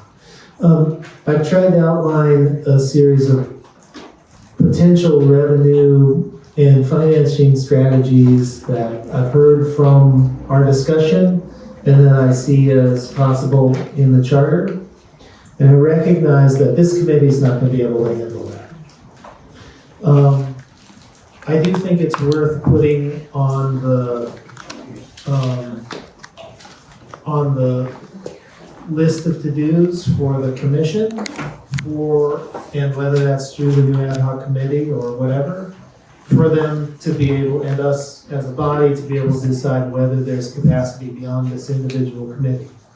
And if there's not, we have heard from the chair of our commission that we intend to put forward recommendations to the council that are in a series of categories. One, where it's clear, we've made clear recommendations, we've had a full discussion, we have charter language to recommend. Two, where we think there's incomplete evaluation or deliberation we've had, but where we signal the need for additional work. And three, sort of a list of things we've heard, including the list of things we've dispensed with, that any future charter review can take as a starting point for the full range of what we've heard. If we're not able to do my motion on budget and financing strategies in that first category, I definitely want to recommend that we put it in the second category for additional deliberation of the council. And I will say that even a little bit of public conversation is helpful because, this question of public bank, I will restate as the need for the charter to reference back to state law. I understand that my question here, which I didn't have information on, is there a need in the charter to remove a hindrance? Has actually been accomplished through state law, but it would be useful in the charter to just reference back to our consistency with state law should there be possible public banking decision by the by the commission, by the council.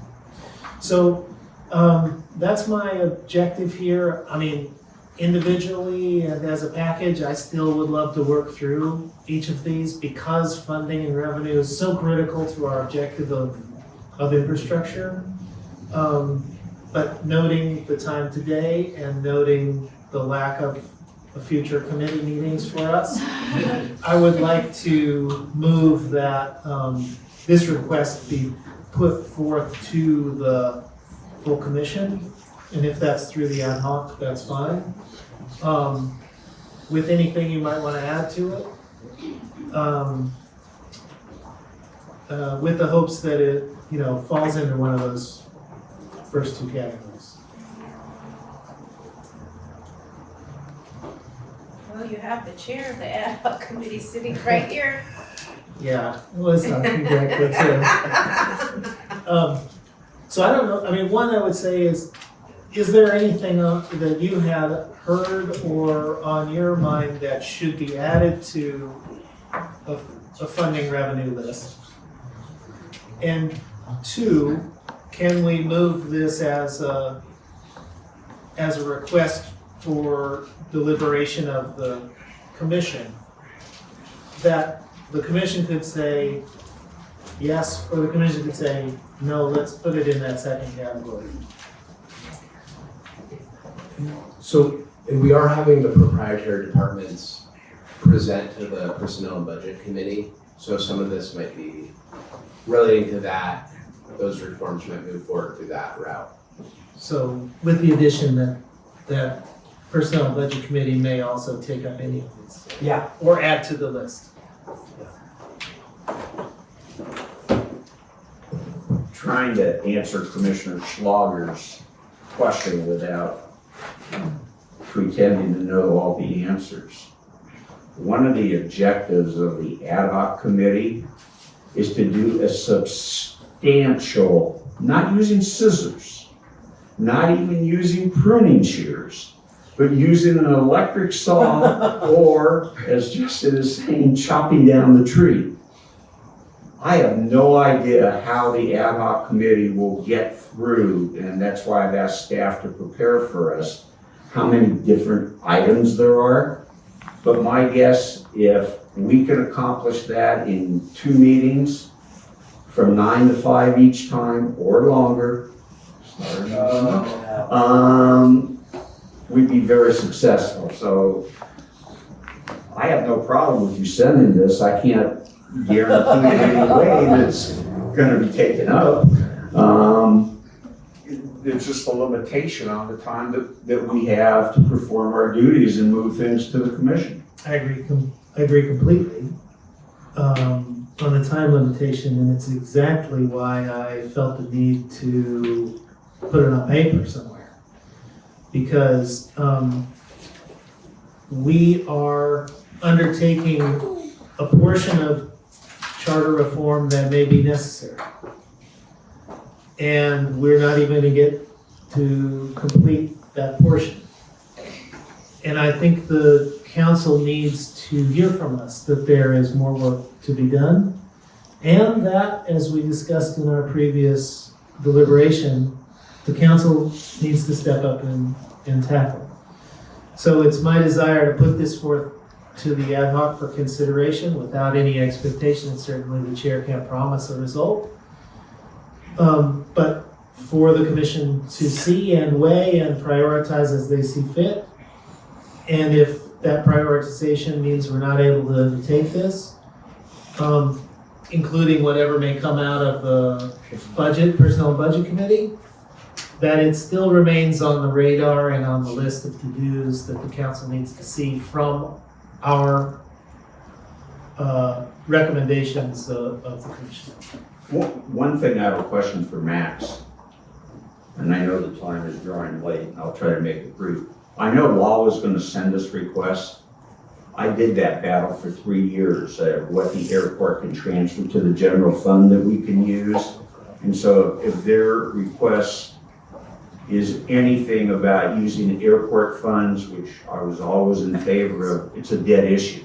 And plus, Mayor Hahn signed a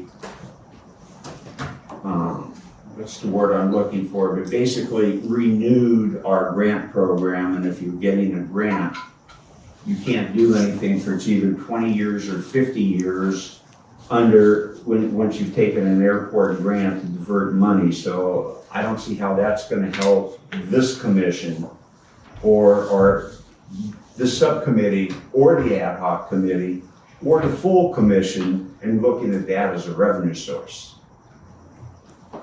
And you have the same problem with the titles from the harbor. So, yeah, I mean, they all present, had letters on the charter reform council file, so I think they're gonna present on those items. And they couldn't have gotten their recommendations to us months ago rather than they're gonna come into this subcommittee meeting? Yeah, so and a lot of it's gonna be on procurement as well. Some of it will be on funding. They do know like transfer, we've had some early discussions on like, transfers, and they know like there are also state constitutional limits. For example, like on Department of Water and Power, like constitutional limits that they're still trying to figure out. They told us on a call that like, we'd love to do something on, transfer, but like, we still don't know what we can do, so we probably won't come to you on this. So, because it's just so, and I'm super aware of the federal ones, having been a part of the department that runs FAA, so I'm super familiar with those restrictions as well. So I think they're gonna bring pretty common sense, hopefully easy things to the committee this week, but we'll see. But yeah, a lot of those things are super entangled with federal and state law. So do we have a motion from Martin on those issues there, or are we just gonna see what happens at the ad hoc or at the full commission? Well, I think my motion is that the Personnel and Budget Committee may be adding to the list that's in front of us here, but my motion is that we present to the ad hoc and the full commission, however you want to describe it, this request, as I've outlined here, with anything you might want to add, with anything that, comes out of personnel and budget, and, we'll take it from there. I'll second the motion. Call for the question, Chair Murray, yes. Commissioner Schlageter? Yes. Commissioner Stein? Yes. Motion carries. Thank you for, again, the invitation to put some of this forth and the, real attention that you've given to the ideas. Thank you. I want to thank my partners in crime, Commissioner Schlageter. The thought and deliberation and time that you put into this is just outstanding, and you are to be commended. Commissioner Stein, it's been fun being good cop, bad cop with you. Sometimes you're good, sometimes you're bad, and vice versa. And it has been an absolute pleasure working with two of you. I want to thank our staff, our executive director, Matt, Kate, and Brianna for doing an outstanding job. I know there's just a lot of moving parts behind the scenes and logistics, and you guys have been really terrific with a limited time and a limited budget and limited patience. So I really want to thank everybody. It's been an absolute pleasure. I want to thank our community folks who I see all the time. I see Lionel in the back, Nick. Even if Lionel shows up very late today. Yes, he did. But we're gonna need an explanation. I also,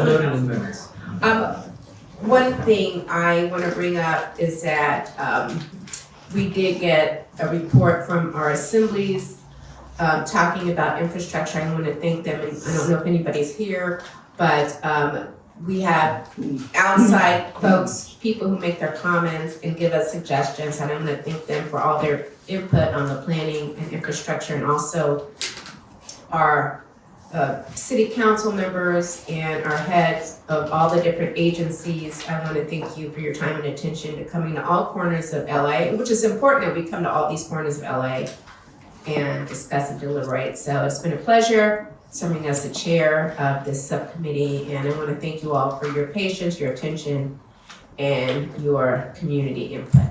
And I second all of that, but I want to space with special attention and commendations to you. You have done a tremendous job in steering this committee and doing it in a very thorough, but a very timely way. To shut up two windbags on both sides of you. And to move things forward. And I don't think we would have been able to do it but for you sitting in the chair. So ditto that, and I'll just give one shout out to public infrastructure of the libraries. This was a great facility. And we all need to support them so we can meet in the future. Right, thanks everybody.